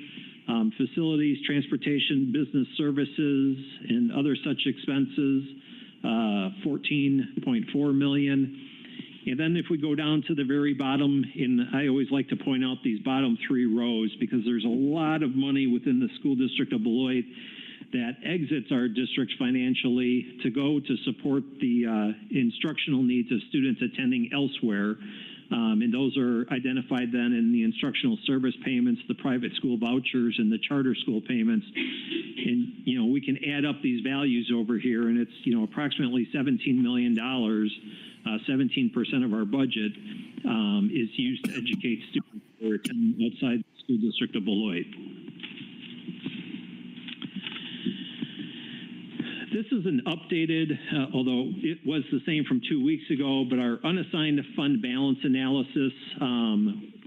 Stephanie Elwood, our Director of Finance, laid this out a little bit differently, and I appreciate that. I think it's a little bit more understandable. You know, the top row talks about what our beginning fund balance was as of July 1st of the respective school year or fiscal year. The middle row talks about our change in fund balance. Did we have a surplus, which we had in a couple of years? Did we have a deficit, which we've had more often than not, unfortunately? And then we have our ending fund balance as of June 30th of each of the fiscal years as well. So you can see that. We did add a row that talks about the percentage of general fund expenses, and unfortunately you can see that that's trending in the wrong direction. And again, a notation at the very bottom, School Board Policy 662.3 states that the goal is to maintain a minimum year-end balance of resources of at least 18% of the anticipated general fund expense budget. So unfortunately, we're kind of well below that at present. Just a real quick commentary on the unaudited 23-24. Based on the financial information that we're looking at currently, it appears to us that we'll have a deficit of around $1.25 million. We actually have our auditors in district. I think it's Monday, Tuesday, Wednesday, might be Tuesday, Wednesday, Thursday of next week. But they'll be in starting to crunch and work the numbers for us as well, and we'll have better confirmation on where we actually ended the year, maybe 6 weeks or so. Within the budget, we talked a lot just now about our general fund budget, our Fund 10, Fund 27 budget. That's where the lion's share of the activity is. But there are other funds as well that account for certain transactional activities. There's our Special Project Fund, Fund 21, which really accounts for a lot of student activity accounts. As an example, our debt service funds, Fund 38 and Fund 39, our Capital Projects Fund, Fund 46, our food service activity is required to be accounted for separately in Fund 50. So the revenues and expenses attributed to food service impact Fund 50, but they don't impact Fund 10 in our deficit position there. Dr. Garrison talked a little bit about our OPEB Trust, Fund 73. We've got some assets there. We have some expenses that we anticipate. Our last beneficiary will come off or no longer have a benefit available, I believe, in October or November. So there will be about $4 million in assets in our OPEB trust accounts that we have the potential to return to the district, and that can be used to help stabilize the fund balance. Fund 80, our community service fund, we've talked a little bit about that. We need to be looking at that in greater detail as an opportunity to move some of our current Fund 10 expenses to Fund 80 because they're more of a community service approach. And we've talked, I think Board Member Levy brought up Even Start programming earlier this evening. That is a eligible Fund 80 expense. Our school resource officers and the expenses associated, that can likely be moved to Fund 80 also. And then there's some other more minor things. Is it the Beloit Civic Theater? Is that the right terminology? Beloit Civic Theater? You know, there's not a lot of expense associated to that, but what little there is can be moved out of Fund 10 and into Fund 80 as well. So, and then finally is our cooperative program fund for those co-op athletics, and I think that's just hockey, if I recall correctly. Yeah. So kind of the what's next, we're continuing to support that ad hoc finance budget committee as they look at opportunities to reduce expenses, prioritize revenues, align staffing, et cetera. They've been meeting weekly over the last 3 weeks. They have another meeting tomorrow. Last week, they began to formalize or draft some recommendations. I know that that's on the agenda tomorrow to continue to look at those recommendations, and I would venture that the committee will likely forward some recommendations to the Business Operations and Finance Committee for their meeting on September 3rd. So we'll continue to work on that. We continue to look at revenues and expenses and make adjustments, refining personnel costs. Personnel stuff changes on a daily basis. You know, today we brought in a whole bunch of new hires. Unfortunately, I think we had some resignations of recent as well. So, you know, we've got comings and goings, and we just kind of continue to work through all of that. Timeline looking forward, the preliminary budget, hopefully the board will consider adopting that this evening. We'll talk a little bit about the budget hearing that comes up in mid-September. Our third Friday pupil count is on September 20th. DPI certifies those equalized property values on October 1st. And again, we've kind of gotten an estimate from Robert W. Baird that it would be around 5%. We'll see what the actuality is. DPI certifies the state equalization aid on October 15th. And then the latter couple of weeks of October, the business office works fast and furious to make adjustments within the budget and hope that we can have a special board meeting on October 29th for the board to adopt the original budget and certify that tax levy. Been some questions about why the need for a budget hearing and why the timing of the budget hearing. So I went to the Department of Public Instruction School Finance Services website, and I just kind of took some clip-bits here. And the first one talks about the budget hearing, and the highlights are mine, not theirs. But all districts are required to hold a budget hearing. Prior to the budget hearing, the school board must approve a proposed budget to present at the budget hearing, and that proposed budget needs to be published in the local newspaper at least 15 days prior to the hearing. So there's kind of some set timelines that we have to work towards, and we'll come back to some additional timelines as well. Jump ahead now to the original budget adoption. This is what the board will be asked to adopt on that October 29th or thereabouts date. That will be the original budget. That will also incorporate the tax levy certification at that point in time also. So just a couple of snippets from the DPI website that spoke about budget hearing and the original budget adoption. What I'd like to do is walk you through this slide, and it's kind of laid out a little funky, somewhat intentionally, because I'd like to begin by looking down the road and work our way back. And typically, school districts encounter a potential cash flow issue in early to mid-November. We were able to get past that without any issue in the 23-24 school year, with a deficit last year of $1.25 million. We draw down our fund balance even further. That causes me to have a little bit more stress about where will we be with regards to cash in that mid-November timeframe. To be very honest with you, we've not tried to forecast that out yet, but we know that we need to be cognizant of that in case that becomes a need. So we work backwards. You know, and again, on October 29th or thereabouts, we hope to have the school board adopt the original budget and certify that tax levy. From there, coming backwards even further, at one of the prior board meetings in October, we need to have the board act on a new cash flow line of credit borrowing. So that way we're in position for that early to mid-November need if it comes to be. But you can't do a cash flow borrowing until you hold your budget hearing. So the budget hearing has to be held first and foremost and been completed, and thereafter we have the ability to enter into new cash flow borrowing. So that budget hearing, mid to late September, it could be as part of a regular September board meeting, it could be a separate meeting, it could follow an ad hoc committee.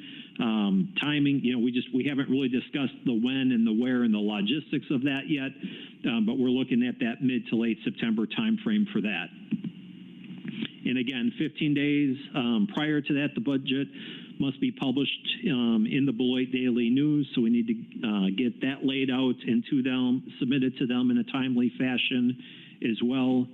And then again, that kind of all leads back to where we're at tonight and the need to adopt the 24-25 preliminary budget. So just kind of how that all plays out. And I guess from there, I'll stop and ask questions. And I apologize, I didn't want to get into the depth because I think 2 weeks ago we went like an hour on this. Hopefully that's not a need, but I'll be more than happy to address questions. Board Member Miller. Thank you. Thank you so much, Mr. Chady, for this, once again, fabulous presentation, and I do appreciate the additional information that you included. I have a question within the context of, like, the greater budget picture. So we just heard about what this preliminary budget is. We just heard a speaker from the BEA this evening talk about, like, you know, lack of support for behavior and discipline, which I know is a very hot topic in the community, and it's my opinion that we all work better when we can lean into the things that we all agree on, right? And I don't think anybody in this room would disagree that we need to better tool our teachers, right, to be able to respond to behavior and discipline issues. So as I'm just kind of, sorry, I took some notes earlier. So here's my question is as I was looking through your presentation, of course we have to make these cuts across the board. It looks like we have to cut $10,000, the discontinuation of like the SEB, like with summer school, but also the 10% reduction of school and department budgets overall to the tune of a little over $88,000, I assume touches on some of those services. So I actually kind of have a question to my colleagues on the board, which is that given these restrictions and the fact that Dr. Garrison, before Mr. Chady spoke, talked about how we're going to be sitting here next year having the same conversation. Teachers are going to be coming back to school and, you know, anxious and excited to start the year, and also knowing that they're going to do it with less and less. And I'm wondering if my colleagues would be interested in convening a meeting this week to discuss whether or not, since we haven't determined yet, we're able to go to referendum this November.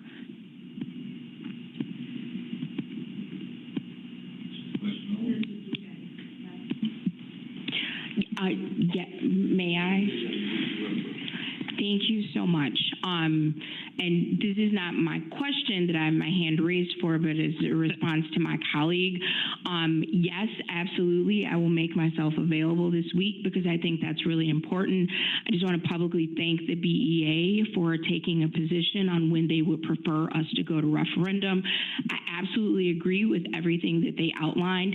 And I'm so grateful that you brought this up because I did email our board president and ask that this agenda item be placed on the agenda agenda for this evening, to which I was ignored. So I'm really glad that we have the opportunity to be intentional about whether or not we go to referendum, because I think it's too important a decision for us to make by default. And by default, I mean, Mr. Chady, correct me if I'm wrong, but the deadline to have our question is August 27th. Correct, a week from today. And then my question, which if you don't mind, I'll just handle now, is that when it needs to be submitted to legal to be vetted, or is that including the vetting from legal? Our deadline is to be completed with the question, including legal, for August 27th.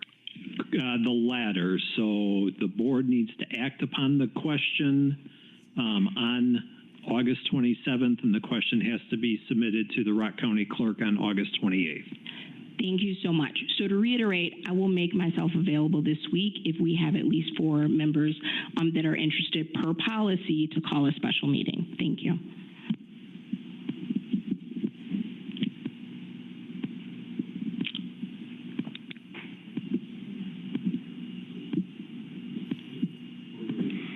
Member Anderson. Yeah, thanks, Mr. Shady. Nobody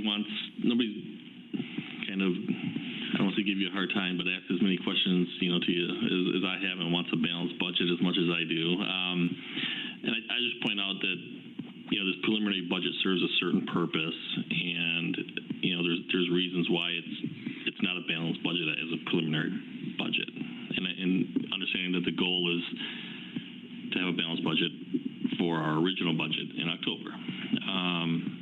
So that makes sense. I understand the work is still ongoing, and I don't think we can't not get to a balanced budget in October, right? So there's some work to be done, and it's ongoing. So I just point that out to, as we vote to, whether or not to approve the budget tonight, that I think I'm confident that work is ongoing, and I think we've got that ad hoc committee that's really is really putting some effort in, and I'd really like to have the opportunity to see what their recommendations are, and how that can impact, if we approve the preliminary budget tonight, how it impacts that and gets us closer to that balanced budget. So, yep. As for Board Member Miller's question, I'll chime in. I think, I've got my own opinion on whether or not we go now, but I think as I'm one of 7, so I think the discussion is valid, and I think if I also don't like taking action by doing nothing, because that's its own action, right? That's not very purposeful, so I'd be open to it. And there you go.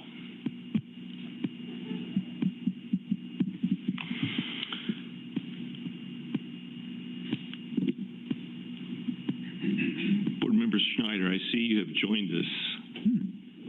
You don't have your hand up, but would you like to do you have comments?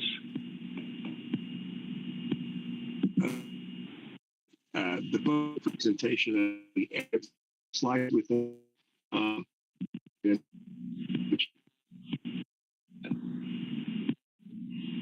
through. You're coming through, but it's very choppy. So just FYI, Mr. Schneider. Here, rat, which is why it's taken so long to even get on. But the preliminary budget, I think we need to approve so that we can move forward with that. The idea of having a special meeting to is important. Even just decision on.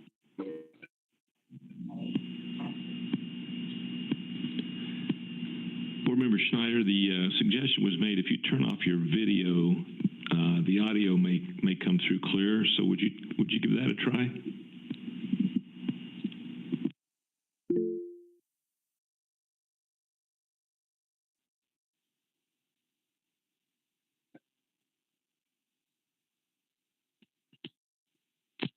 Yes. Okay. I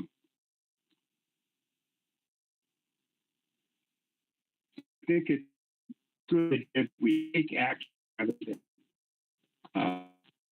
look at and action.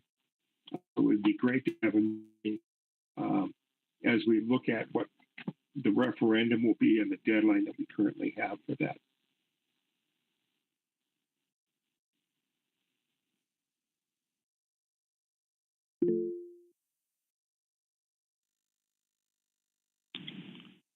Board Member Miller. Thank you so much, Vice President Nichols. In the spirit of full transparency, and I know we keep these anyway for the meeting records, but I did just write into the chat, Greg, would you mind using the chat and or turning off your video? So I just, in case anybody's playing at home and saw the chat thing go up, I wanted to make sure we shared that.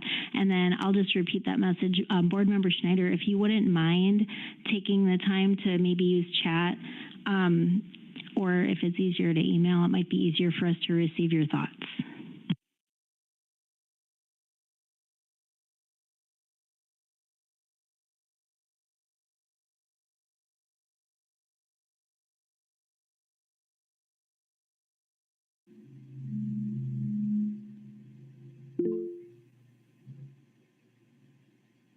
Dr. Garrison. Thank you, Board Vice President. I was hoping that we could actually have, you know, of course, a detailed conversation in regards to, again, going back to our preliminary budget. You know, these are steps, as Mr. Chady has mentioned, steps in the process. And since we have these steps in the process, it is very important that we keep moving through the process naturally. Again, as I've already stated, it is our goal to bring back a balanced budget. We do believe that that can happen. It is something that I've been working on since I've been here. I do know that this is also philosophical differences of opinions as it pertains to approving a deficit budget and or, you know, kind of what does that actually mean for us? Really, this just means that we will continue. We will continue to have these conversations as it pertains to us balancing our budget. We'll continue to have these conversations and bringing this to the board as it pertains to what we have done on a bi-weekly basis. At that September the 3rd conversation, I know that there's going to be some reductions in that conversation as well. And so we could possibly even have, you know, again, updated information based off of kind of what we've been working on internally here before the start of the school year. And so I just want to make sure I put that into the conversation. Thank you. Thank you, Dr. Garrison.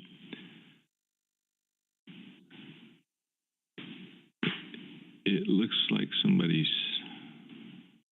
trying to come through on audio. Board Member Levy. Thank you so much. Just to loop back on Board Member Miller's original question, per policy to conduct a special meeting, we need at least 4 board members, and it seems like the 3 of us have weighed in and would be interested in that. So I'm just wondering if you would provide feedback as to whether or not you support having a special meeting so we can be intentional about the decision whether or not we go to referendum. I have no objections to having another discussion on the referendum. You know, I have my own thoughts on that, but that's another story. But I'm not going to be available. I'm only available tomorrow evening and not the rest of the week. So thank you for that additional information. But in order to call this special meeting, we just need 4 board members to agree. And it looks like we have that. And then we can figure out once we reach out to our broader audience of the board, whether or not we'll have quorum to conduct that meeting. Okay.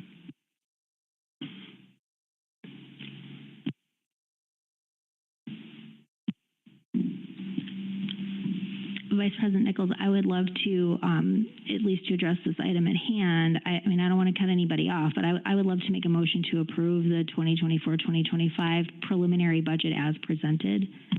Second. Discussion? Anybody?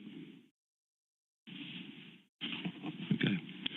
Well, I will just say that my stance is the same as it was 2 weeks ago. I just, you know, I can't. I struggle with passing approving of a negative budget, unbalanced budget. So, but that's just, again, that's my. But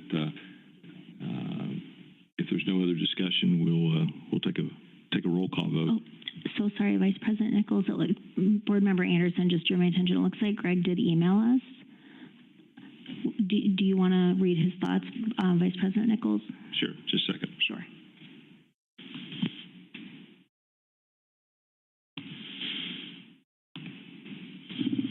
Okay, Mr. Schneider, Board Member Schneider says, number one, we need to approve the preliminary budget to meet deadlines in place where we are on record. Number two, I think we should have a special meeting on the referendum. Number three, I arrive home on the 23rd of September. August, excuse me. All good to know. Thanks for the update, Greg.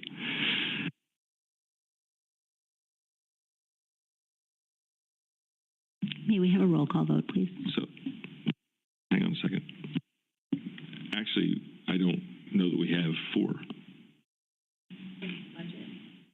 I'm sorry? What do you mean? Oh, so the motion on the table is to approve the preliminary budget. Yeah. All those in favor say aye. There's a roll call vote request. Okay. Roll call vote, Mrs. Shope. All right. One quick second.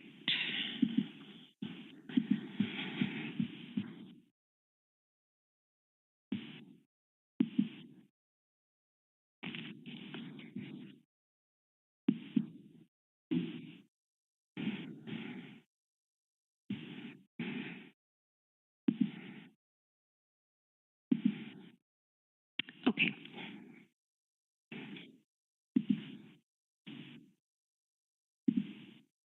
Sorry. I was trying to get Greg added in. Okay. I'm ready now. Megan Miller. Aye. Brian Anderson. Aye. Tia Jensen, if you're still with us. Okay. Amy Levy. Aye. Greg Schneider.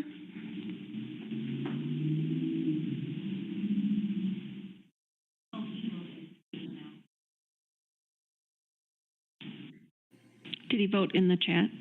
Sorry, just so everybody at home can hear. Board Member Schneider did send the Board of Education and Ms. Shope and Dr. Garrison an email that says aye. Okay. Thank you.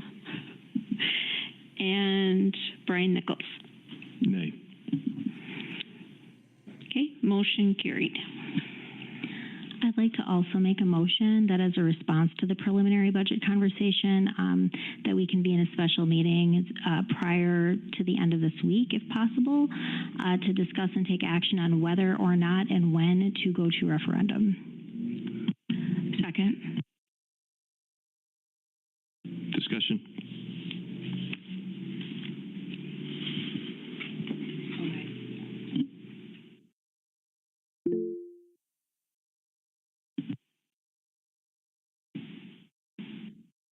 Do you have a date?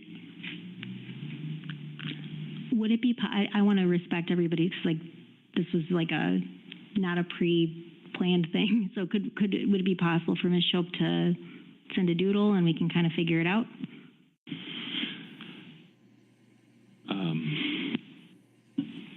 Yeah, but okay.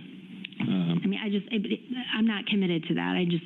What's a fair way to make sure everybody has the opportunity to participate in whatever capacity they're able? Okay. Yeah. I unfortunately I won't be able to participate. Period. I'm not going to be available Thursday evening, or Friday evening. So I can't speak for Board President Johnson. I can't speak for. I'm assuming Greg can be available, but I don't know that. So. Mrs. Shope, could you do a doodle poll, I guess, starting, it has to be at least Thursday evening, Thursday, Friday, Monday, Tuesday, Wednesday. Keep forgetting so sorry to interject. So it has to be like before Tuesday, right? Or like it would have, because it would be due, like we'd have to take action, if I understood Mr. Chady correctly, by the 27th. That's correct. Yeah. I'm sorry, my hand is raised. That is correct. We are working with a timeline for this type of conversation. I would suggest if you don't mind me sharing, Board Vice President Nichols, I would suggest the doodle poll does go out for Thursday, for Friday, and I know that no one really wants to meet on a Saturday. However, that is an option as well for this type of conversation. Please note that we do start school next week naturally with the convocation coming up on the 28th, which means that everything has to be, of course, buttoned up by that, the 27th, which is next week, Tuesday, if I'm looking at the dates correctly. So the dates that I was referencing would be either that Thursday, Friday, Saturday, Mr. Nichols, as well as Monday will be the absolute, of course, final day that we could actually try to have this type of conversation. But we also need to, of course, reach out to Board President Johnson as it pertains to her availability as well. And so that's something that we would need to, double back on as we have this conversation or potential conversation. Thank you, Dr. Garrison. Mrs. Soap, could we do a doodle poll for Thursday, Friday, Saturday? With all due respect, unless you sat on a doodle poll, I find it would probably be easier to make phone calls to try to reach out to people or send text messages because I think I'd get a better response and a faster response since you're on such a short timeline, if that's okay with everybody. I appreciate your experience response. So thank you. I just would hate for the doodle poll to get lost for people and people don't realize we're doing it, things like that, since we have people absent and somebody farther away and things like that. Okay. If that's okay. I'll start making calls tomorrow morning. Okay. Great.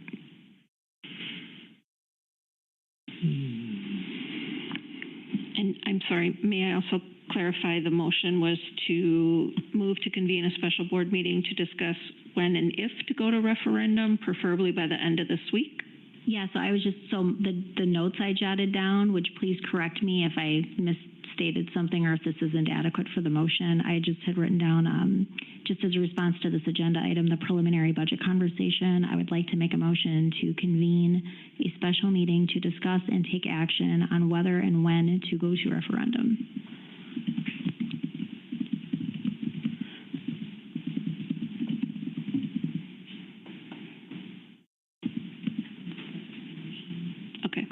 Thank you.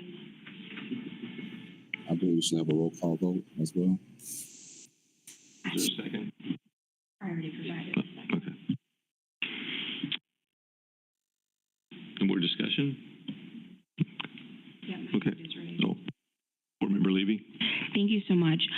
Dr. Garrison, would you be able to have legal on standby? So if we are able to meet and generate this question, I just want to make sure that it's vetted through legal so that we can meet that deadline of having it submitted by the 28th.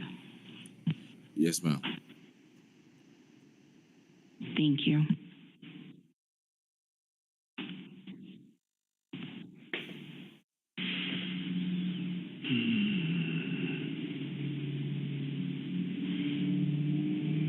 Okay, roll call vote. Amy Levy? Aye. Greg Schneider?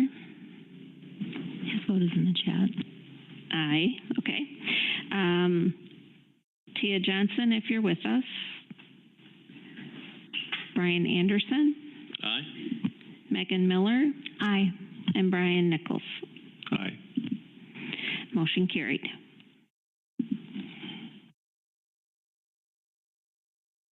Oh, thank you. So,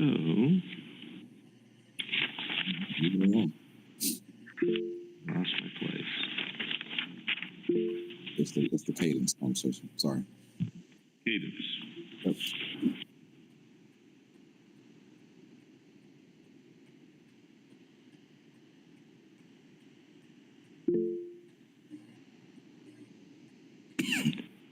Dr. Garrison, go ahead. Yes. Do you mind if I start, Mr. Nichols? No, please do.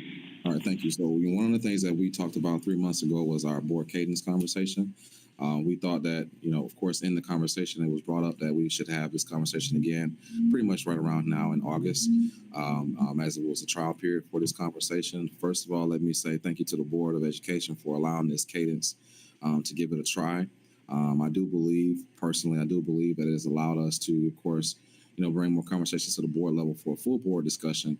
However, it has not allowed us to, it has also allowed us to, if we need to schedule a committee meeting, for whatever reasons, we can, of course, still schedule those meetings as necessary. To date, as it pertains to those other committee meetings being scheduled, I have not had one for the Teaching, Learning, and Equity Committee. Was not mentioned to be scheduled for that conversation. And of course, from the Business Operations and Finance conversation, I believe we've had two. Again, I could be wrong about that. I'm not looking at all of the meetings currently. And so, again, it has not stopped us from having committee meetings. I do believe that this cadence has allowed us to, of course, keep things as succinct as we possibly can. Our meetings typically start at 6 o'clock. Typically, we went to about 8:30, which is still, a bit, one could argue, is still lengthy there from a 2.5 hour conversation. However, whenever there's, of course, public comment, those themes do take into our time. And so I don't want that to be the deterrent from the conversation. But again, those things do take into our time when we are looking at a time frame to discuss these items. And so, typically based off of if there's public comment, those could be, 30 minutes, it could be 40 minutes. We've had some that went to about 45 minutes, I believe. And so it just depends on the space in which we are working from based off of the public comments, which then again starts our meetings at, 6:45, based off of, the public comments. Like tonight, we only had one comment. So we were able to start after we did the recognitions at about 6:23. And so it is something that we want to, to continue as an administration. Again, we can always have those committees meet, but I did want to start off the conversation and, of course, follow up with Mrs. Johnson's thought as it pertains to why this is on the agenda. I will I will mute myself now. Thank you. Thank you, Dr. Garrison. Anybody else have discussion?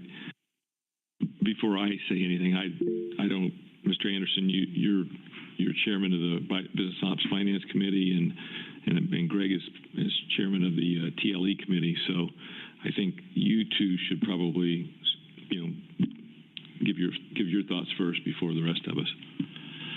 All right, I'll jump in.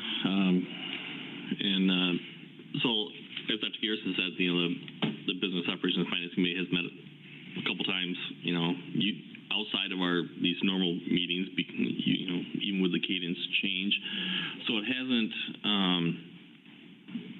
been a deterrent to being able to do that.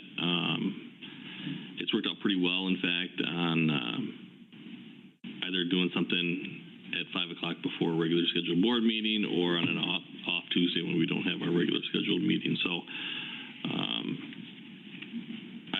I'd say, at least from my committee meeting, I'd have no objection to continuing until such time that it does become an issue, and then I'll raise my hand and say I want to change back. But as of right now, I'd say I'm good with the current process.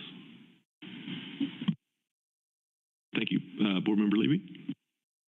Oh, thank you for the recognition. I'm completely fine with waiting until Board Member Schneider speaks and you as committee chairs. With cadence the way it is, and he will schedule a TLE meeting. I just saw that come across the screen, but it went away, so I don't think I touched anything, but anyway. Okay, perfect. Thank you for that clarification. As much as I am enjoying the 6 o'clock start as opposed to the 5:30, I actually prefer the old cadence that we had, which seems kind of odd saying because it is relatively new. I think that is the key to streamlining our regular board meetings. If we can offload that work and have it start in the committee as our standard routine, I think a lot of things can be fleshed out. And then when the information comes to the full board, it can be an overview. Perfect example of the presentation Dr. Chady gave this, or Mr. Chady gave this evening. If that is worked out in committee, then anyone who wants to attend can. We have access to that information. And then when it comes to the full board, it's a high-level overview, and then we're able to ask questions. I think that's how we streamline a regular meeting, which I am desperately wanting to have happen. So I would like for us to go back to our previous cadence.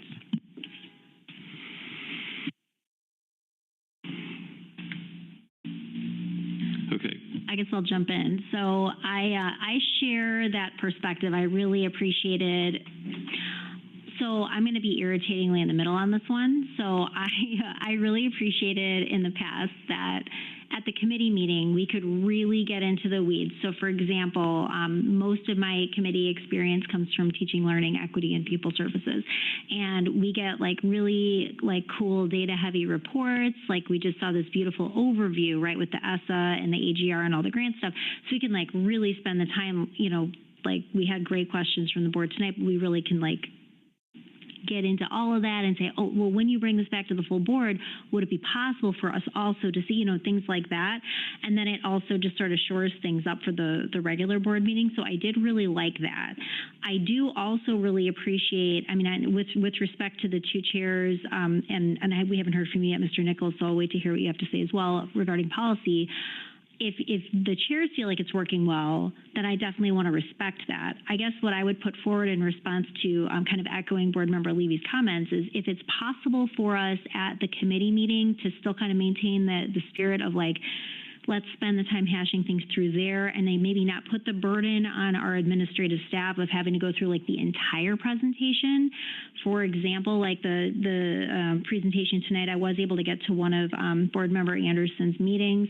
I heard a fabulous presentation from our administration, and then I heard like almost the exact same presentation right at the regular board meeting. So would it be possible to sort of like shore it up a little bit, or I'll use Board Member Levy's words, streamline it, where the really deep work belongs in the committee, it comes to the full board, and then if I didn't get to the committee meeting and I'm like, oh, I have a question, that way like Mr. Chady or Ms. Martek can be like, oh, here, let me just like grab slide 13 instead of going like through the whole thing.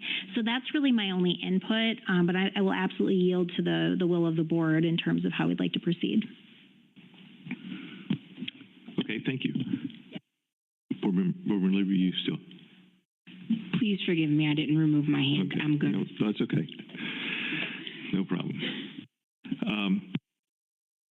For me, I tend to agree with Board Member Levy. I kind of like the way we had it before. You know, we got into the deep stuff in the committee, then we moved it to the full board, and you know, like just pretty much what you said, Board Member Miller. So, however, I don't think that we can get through a Business Ops Finance Committee in 30 minutes, and I don't think we can get through a TLE committee meeting in 30 minutes.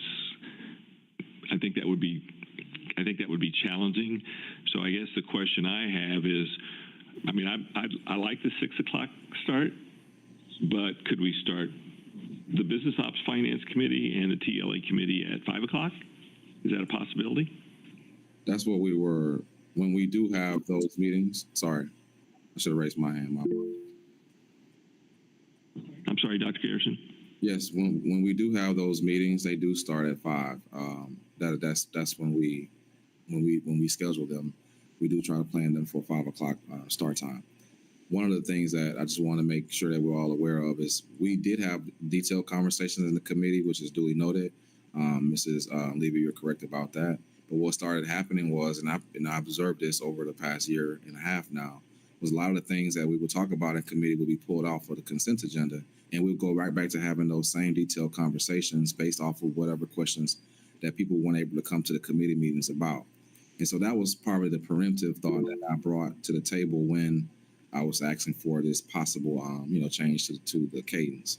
Now, again, if people want to come to the committee meetings, of course, everybody's welcome. We all know that. But again, that was one of the things that also I want to make sure that we, are mindful of, that sometimes things, does get pulled off the consent agenda, and we have to go back over all that information anyway, based off of whatever questions that may come from board members who weren't able to come to the committee meetings. But To answer your question in full transparency, we would start those meetings as early as 5 o'clock, based off of the committee's availability. That could possibly even go to 4:30. Thank you, Dr. Garrison. Board Member Levy. Thank you so much. So I have a suggestion. I would like to return to the previous cadence. I love that meetings are starting at 5 o'clock.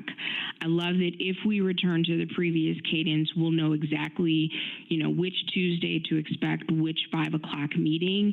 And here's my request. I want us to utilize board docs more efficiently. So if there are main themes or things that you think people may have questions about from that committee meeting, can we put that in board docs? And so when that's in board docs, then members who may not have an opportunity to attend that meeting can say, oh, okay, here are the high level topics, here are the responses, and that may help us streamline when we get to the regular meeting of what questions need to be asked, what questions have already been answered.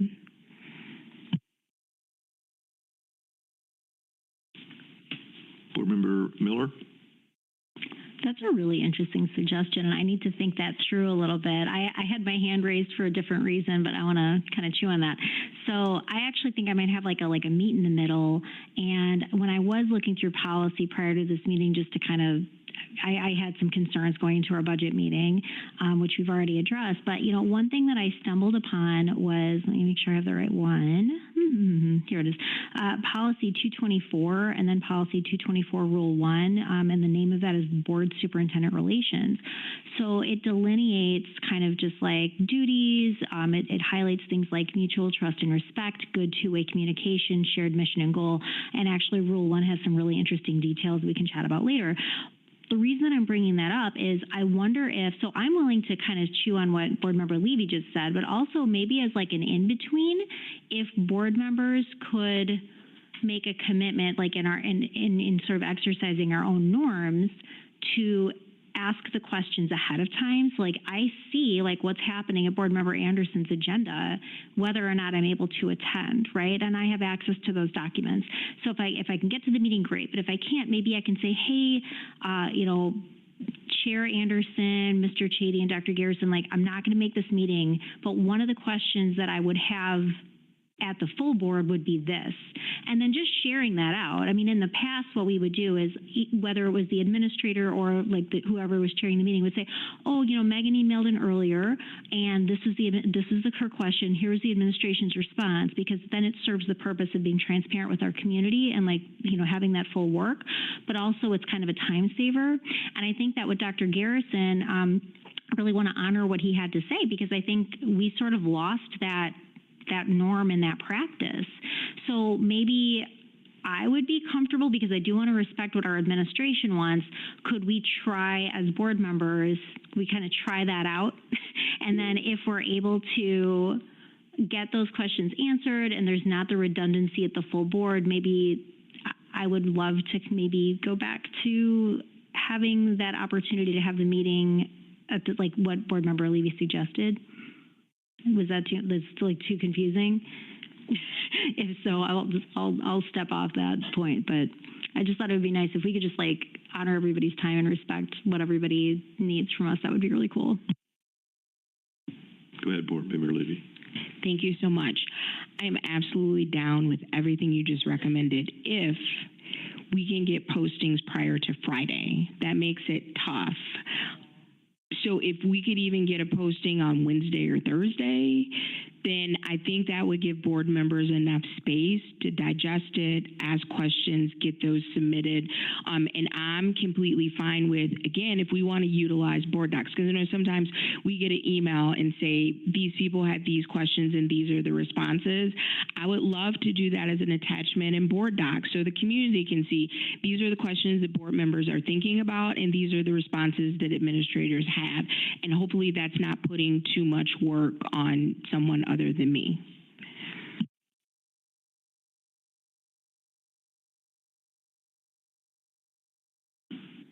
I kind of like where we're going with this. I'm like you though. I need to kind of sit with this for a little while. But I think, Mr. Chady, if you don't mind me using you as an example, I know you've done a great job of responding to Business Ops Finance Committee questions and other board member questions about the business, the budget or whatever.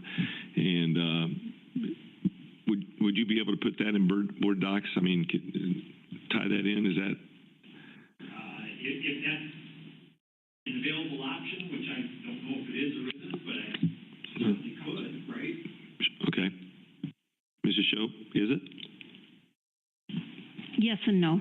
So he could answer the questions in like a document, but then once the agenda's been posted and the item has been posted, he would have to send that to me for me to upload, or to Donna for her to upload, because once his agenda item has left him and been approved by Dr. Garrison, he can't amend that agenda item anymore because it's gone to a higher level for approval by Dr. Garrison. But because Donna and I control board docs per se, we can go in and make adjustments to those reports. So we would be able to go in and attach something to that board doc item on his behalf. We would be happy to do that. Just like to the legislative item, Megan will send her legislative report in, or Amy would send her legislative report in, and we can then make that attachment happen. So we could do something like that. If there's questions asked and answered, then we can add that as an attachment, however the board wants that to appear. Okay. Go ahead. Thank you, Board Vice President Nichols. What I would just suggest is under board action / discussion items, if our new standard A could be previously asked questions. That way, if there are multiple questions on multiple different items, you don't have to go into each item and attach the response individually. There can just be prior questions and then upload the document, and then here's all of the information, if that would make people's lives easier. And we have met our obligation to have this discussion, but we can absolutely postpone the decision of whether or not we're going to change the cadence to our September 3rd meeting or to a designated future date, because I totally respect if people want to process the information and kind of think about that before they make a decision. Board Member Anderson. A couple of questions. Bishop, so if we were to do something similar to what was just discussed, would that trigger a need to repost the agenda because of public information? Not if it's an attachment. If the agenda item is out there that questions, like if we labeled the agenda item, and I'd have to come up with a better title, but if the agenda item referred to responses to board members' questions regarding items on this agenda, so the public knows we're not adding any new items, it's just a place for the board and the public to find answers to questions that have come up on a particular agenda item or several agenda items. I don't see that as being a violation of open meetings law. We probably would need to just verify with WASB or somebody to make sure that we're not, but you're not adding an item and you're not bringing up a new topic to add for a repost. All we're actually doing is adding an attachment that actually would be clarifying or answering questions to items that are already on the agenda. And it might take a little bit of education with our community to get them to understand that we're not adding anything, we're not taking anything away, all we're adding is an attachment to explain. So for instance, on tonight's agenda, if a board member had questions about something on the Todos Unidos item, we're not needing to repost because you're not adding anything to Todos Unidos or adding an item called Todos Unidos. We're just answering a question about that presentation. So like Board Member Levy said, instead of adding a response underneath that item, if we just have an agenda item that says, here's, responses to board members' questions on current, tonight's agenda items or something, then I think we would be fine, and the public would understand that, because we're not adding anything new. It's just an attachment that further explains what's already on the agenda. I know I kind of rattled that on. I'm sorry. Works for me. Thank you. And the public would still have the availability of that, correct? Perfect. So transparent. Great. Yes. Okay. Dr. Garrison. Sure. I mean, I just want to make sure we're, keenly aware that that's still a lot of moving parts based off of when questions come in, based off of when things are posted, based off of when, the board members may read at different times. I have to be, very, cautious around, what we are also putting out. Sometimes there's sensitive information in some of your questions. Not all things are sensitive, right? But sometimes there are some things that we wouldn't necessarily put out to the general public based off of whatever questions you're asking individually. And so that is something that there's a lot of moving parts from what I'm hearing that would all have to line up in order for the attachments to be posted right on time, right before a meeting that's going to be on Tuesday. And so that's something that me and Mr. Schultz would need to work through. And of course, Board President Johnson, based off of when we are ready to post. And so I just want to make sure that we all are keenly aware that that's a lot of different moving parts. And in the perfect world, it all kind of flows correctly. But unfortunately, sometimes that doesn't happen. Understood. Megan Miller. So if I'm jumping the shark, just tell me. But this is a lot going on in this conversation. And like Dr. Garrison said, a lot of moving parts. And since Board President Johnson, I'm sure, has opinions that are very relevant, since it's, she's our board president and sets agendas, would it be okay for us to postpone this discussion? Is that okay? Because I think this has been a wonderful discussion. I have a lot to think about, but maybe just to the next meeting. So could I make a motion then to postpone the discussion? That actually was going to be my recommendation, because great. There's only 4 of us here. That too. There's 3 other folks that I think should be involved in this discussion.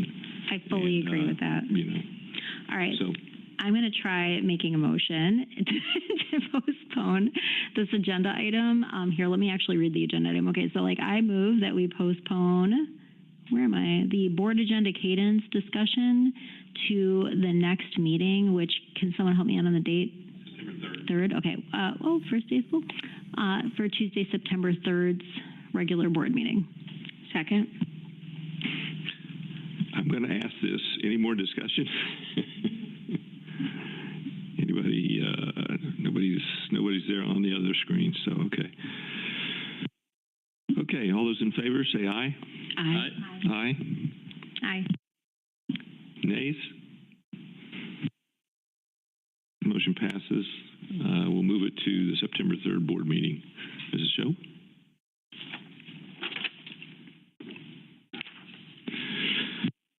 Next item is 6E, WASB resolutions, and Board Member Miller, you're going to bring us up to date. Yes. Okay. We should definitely write one. And so I have about a 2-minute little spiel. But before I go on my 2-minute spiel, does anybody here, or if Board Member Schneider participating from a distance, does anybody have an issue they feel strongly about in terms of making the recommendation to WASB? And just to quickly recap, when we make a resolution to WASB and we pass it, it's then considered by the entire state association. And if they decide that they agree that our resolution should be prioritized, it then is sent to the convention in January, where it's voted upon by delegates. And if it made it through that process, it would become part of their legislative agenda. So if it's something that we would like the state to prioritize, the state association of school boards, right, to prioritize in their interactions with legislators, about the decisions they make that impact public education, right? That's why we would write that's why we would write a resolution. So does anybody have thoughts on or ideas before I throw mine out there? It looks like I'm going to stop talking. Go ahead. Board Member Levy. I would definitely support a referendum around school funding. Yep, resolution. Thank you. I just have a clarifying question. So you write a resolution. Does it go to every school board in the state? Is that where it's voted? That's an awesome question. So what normally, if we just make a resolution, we can make a resolution to our administration, like we did prior, like last year, to ask to go to referendum. We also could make a resolution and just send it directly to the legislature ourselves, which is something that I know I'm not super well versed with what every school board does, but I know that like the School District of Sun Prairie's board has a really good culture of that, and like all of their resolutions are on their website if you ever want to check them out. This type of resolution is one that goes directly to WASB, and I don't totally understand all their infrastructure, but they must have like a committee that reviews all of the resolutions from the state. So all of the school boards have the ability to submit a resolution. All of them get funneled into this WASB entity. That entity decides which of those then will go to convention, and the ones that are like gleaned through are then voted upon by delegates from school boards from the entire state at the convention. Okay, thanks for clarifying.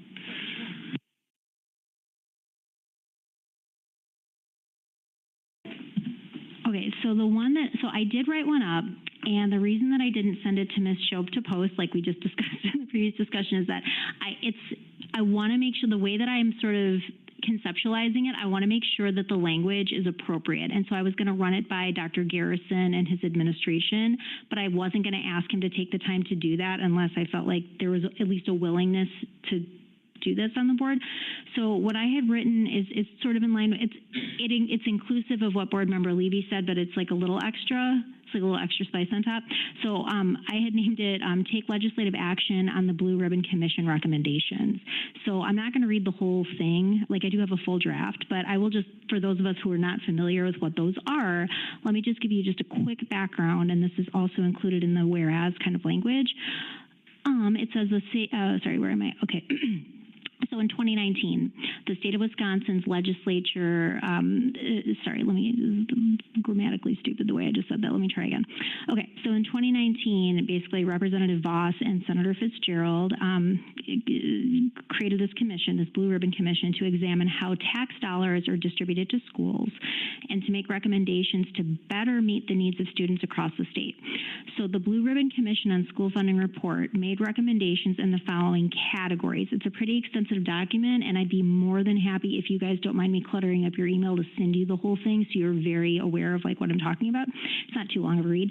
The categories are per pupil adjustment and per pupil aid, declining enrollment, negative tertiary aid, timing of school aids distribution, which we've heard a lot about from Mr. Chady as well, school levy tax credit funding, revenue limit adjustments, per pupil adjustment inflation indexing, special education categorical aid, bilingual bicultural aid, aid for low-income pupils, high-cost transportation aid, sparsity aid, gifted and talented pupils, mental health, school district consolidation, early childhood, incentives for shared services, summer learning loss.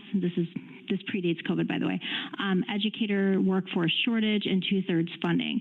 So I'm just going to summarize for you, and you can certainly read on your own because it's more nuanced than I'm going to say. But the long and short of it is that this bipartisan commission made recommendations back in 2019 to give us increased funding, like we just heard about all this like amazing programming we're doing, for example, here in the district for our kids who are like bilingual or multilingual learners, but we don't really get proportionately like a reasonable amount of aid back from the state to cover those costs. So like our administration has done great work kind of doing like the financial gymnastics to pay for these programs.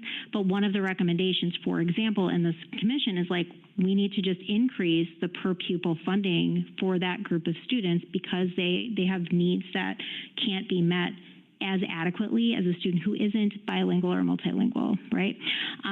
It also makes a recommendation to fully fund special education at the state level, which if you, just a little while ago when Mr. Chady was presenting, that would save us like $10 million in our budget if the state would just fully fund special education, which they committed to doing many, many years ago, which has never occurred in the state of Wisconsin's history. last example, I'm just like looking through here to pull one out. Something that most other states have, and I don't have the exact number, but Wisconsin, I believe, does not have, is a aid for low-income pupils. So like the what is it, acronym for that is like FTE, like what we get per student. So like 1.0 FTE is like the amount, is like a unit of funding for a student, but many other states have like a 1.5 FTE for a child who comes from like a high poverty area, because we know that there's additional needs that go into best serving that child. So there's this great report. It was bipartisan. It was called by representatives, like I said, Boston Fitzgerald, and never acted upon, even though it was very well received by the legislature. And so my reasoning in choosing that instead of just asking for funding is because I believe that this touches on like a lot of systemic issues that would really impact positively not just our district, but I think every public school district in Wisconsin. So that was my thought, and I'm going to stop talking now. And if that's something that we find palatable and are willing to look over, then I will send my draft, I guess, to the administration to kind of tweak and edit, and then maybe bring back at the next meeting if that's okay. Board Member Levy. Thank you so much. Board Member Miller, I think you did a beautiful job of laying that out. I just want to make us aware of dates and deadlines for WASB. First, let me back up. If anyone is not familiar with resolutions, if you go to WASB and put in the 2024 WASB resolution book, that was all the adopted resolutions through our last convention. All of those are available, so you can familiarize yourself with the language and kind of the scope of how those resolutions are considered. The deadline to submit a resolution for the 2025 Delegate Assembly is actually September 15th. So I would recommend that this is an agenda item to be presented for the full board at our September 3rd meeting. And then much how we do, no, actually, I am not looking at my calendar correctly. If we can make sure that the resolution that you submit to the administration with edits is sent out to the full board as soon as possible, and then hopefully everyone can familiarize themselves with that, and we can make a decision on the 3rd, or if we need to have a special meeting, which hopefully we don't, we can plan that to beat the September 15th deadline. And that is a hard deadline. I actually sit on the Policy and Resolution Committee for the state, and we are meeting Friday, September 27th in Madison to begin our review of the selection for what will go on to the convention floor in January.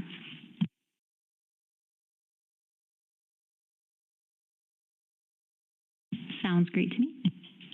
Okay. I like the idea. I like what I heard. So,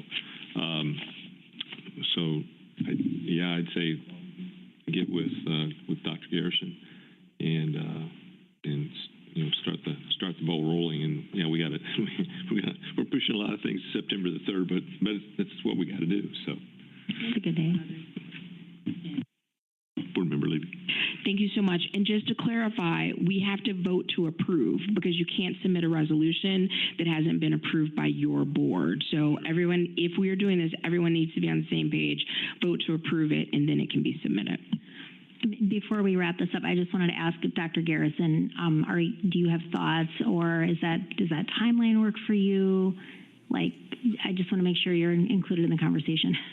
Sure. One of the things I've always said is that, of course, I work for the will of the board, so I'll make the time frame work. Just keep in mind, September 3rd is first day of school.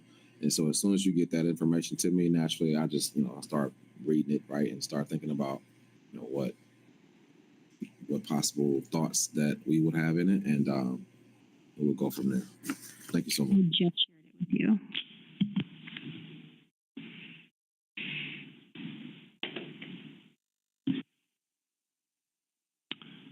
Okay. Well, this was listed as an action discussion item, so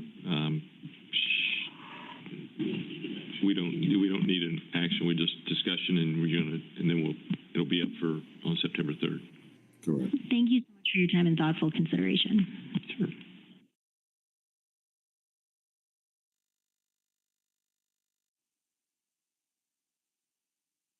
Okay. Next item is consent agenda. Is there any discussion or ready to vote?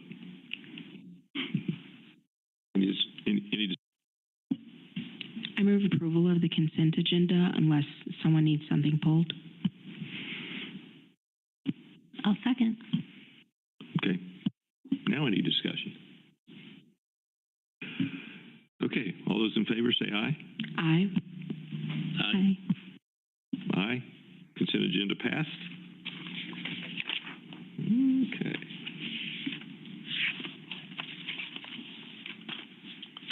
And that brings us to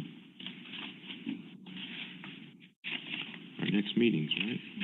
HR. Oh, HR. Oh, no, Future meeting days. No, future meeting days. My apologies. That's okay.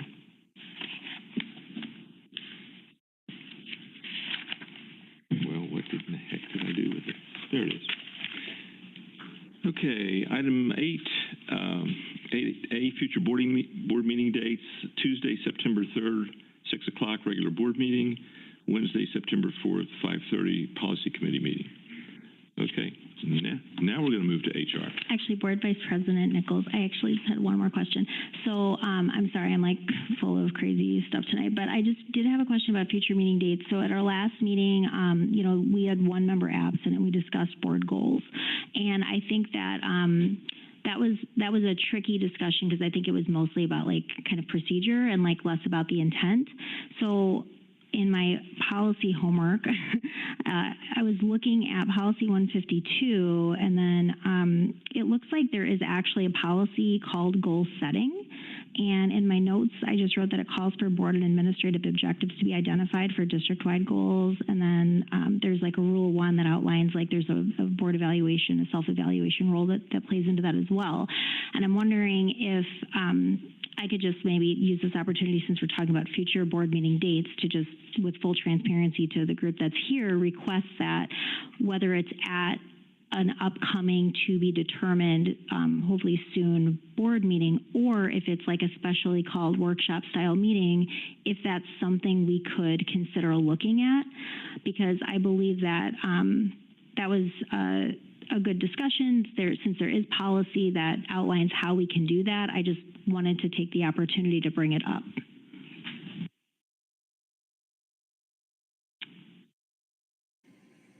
Okay, but bringing it up in relation to what item? Well, since it's called future board meeting date, I don't know. I guess I didn't know like a good way, since we don't really have a mechanism on the board right now to request an agenda item be posted. I just figured it would be good just to ask at a board meeting when we can actually take action. So, I mean, if you want, we could use the same policy that we did last time, and just like, if we agree that we would like to do that, we can, you know, I don't know if there's a huge sense of urgency to that or not, where we'd have to name a date, just talk about board goals, or if that's something that I'm just like kind of taking the opportunity, because we can only do board business when we meet at a board, to introduce into the group. We can think about it, and that's something that Board President Johnson or you and Dr. Garrison could work through. I'm fine either way. Okay. Dr. Garrison, do you have any thoughts on that? Actually, I do. I mean, I think we should, of course, put your thoughts definitely in writing to myself and Board President Johnson, and then we can, of course, have a discussion as we, of course, set agendas. While I work with Mrs. Johnson in setting the agendas, and so I would prefer to put the request naturally in writing, and then we, of course, will see if we can get that set based off of, you know, Board President Johnson's, you know, thoughts in that as well. Thank you, Dr. Garrison. Board Member Levy. Thank you so much. I am certain that all of us are interested in adhering to policy. So I just wanted to highlight policy 153, rule 1. I am all for board goals and for us to specify and clarify and follow up and track those. But per policy, if we're looking at policy 153, rule 1, let me scroll up, which is implementation procedures for evaluation and internal board operations, that before we set board goals, we need to do a board self-evaluation. So I won't go through all 7 points of that rule Schedule 1 of the policy, but it does talk about the board will discuss an instrument to determine board expectations. The board develops a timeline for assessment. In the past, we've used school perceptions, which I think they've done a wonderful job. I would be comfortable staying with them, but completely open if others have different suggestions. But then the final point I'll highlight is that the board sets goals for the subsequent year based on the results of this assessment. So step 1 is the board assessing itself and then finding out what we glean from that report and then working with the administration to go ahead and set those board goals, again, per policy based on the results of that assessment. So until we do that assessment, we would not be in line with policy with setting additional board goals. Thank you, Board Member Levy. Thank you.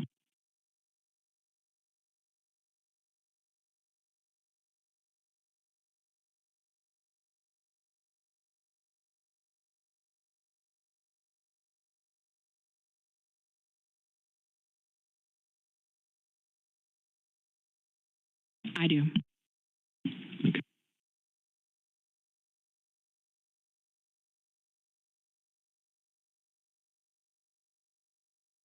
Okay, a motion may be made and a vote taken to convene the Board of Education into closed session pursuant to Section 19.85, Parent 1, Parent C, relative to considering special personnel recommendations. Is there a motion? So moved. Second. Discussion? Ms. Shope, can we have a roll call vote, please? Yes. Megan Miller. Aye. Brian Anderson. Aye. Amy Levy. Aye. And I've can see that Greg Schneider and Tia Johnson are no longer with us. Okay. And Brian Nichols. Aye. Motion carried unanimously. Okay.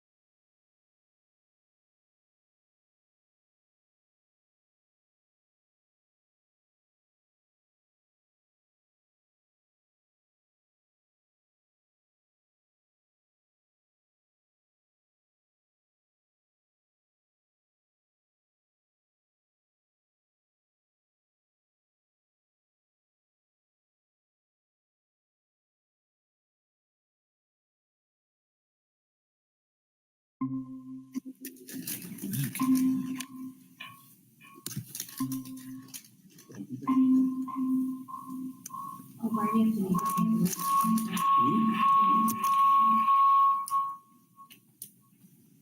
now?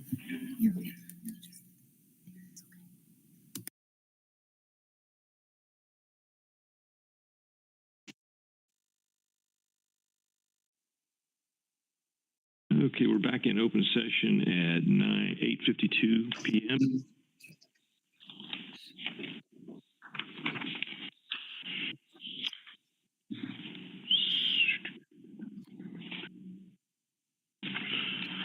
Okay,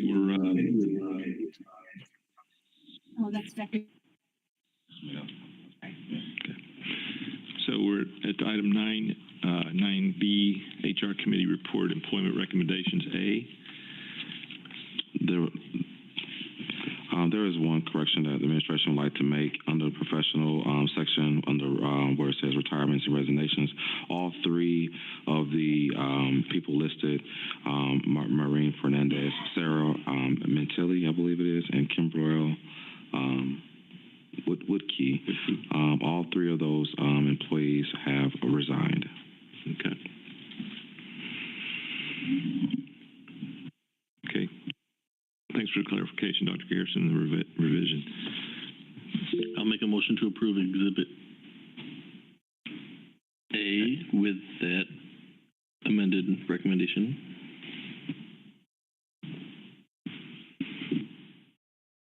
I'll second. Any discussion? Hearing none. Oh, okay. Board Member Levy. Sorry. Thank you so much. I do have an open session question.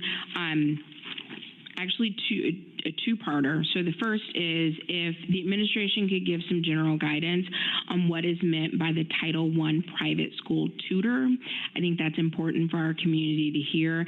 And then is there an estimate on what this expenditure may cost us? Because it just says $45 per hour. Do we have any historical data about approximately how many hours are needed per school year?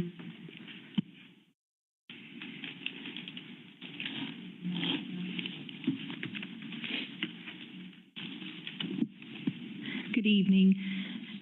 That position is required for us to provide when we have students from outside our district that so require those services. I do not have the historical data to support exactly what the cost has been, but I can definitely forward that to the board separately. Thank you. And just for clarification, that's students within our district that are going to school outside of our district, correct? Correct, yes. And since it's required, whatever that amount is, we are required to pay. So that's why I'm comfortable with voting to approve without having that amount. But I think it's important for us to kind of have that as a reference point. Again, dollars going out for students that reside within our district, if I'm understanding it correctly, but don't go to school in the school district of Beloit, we are still obligated to provide tutor services. That is correct. Thank you so much.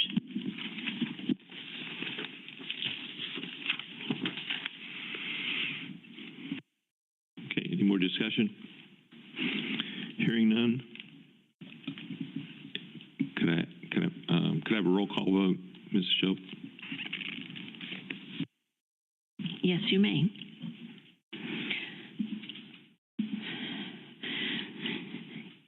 Amy Levy. Aye. Brian Anderson. Aye. Megan Miller. Aye. And Brian Nichols. Aye. Motion carried unanimously.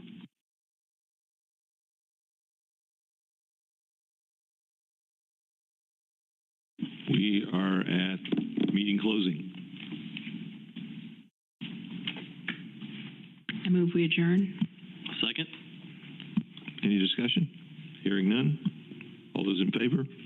Aye. Aye. Aye.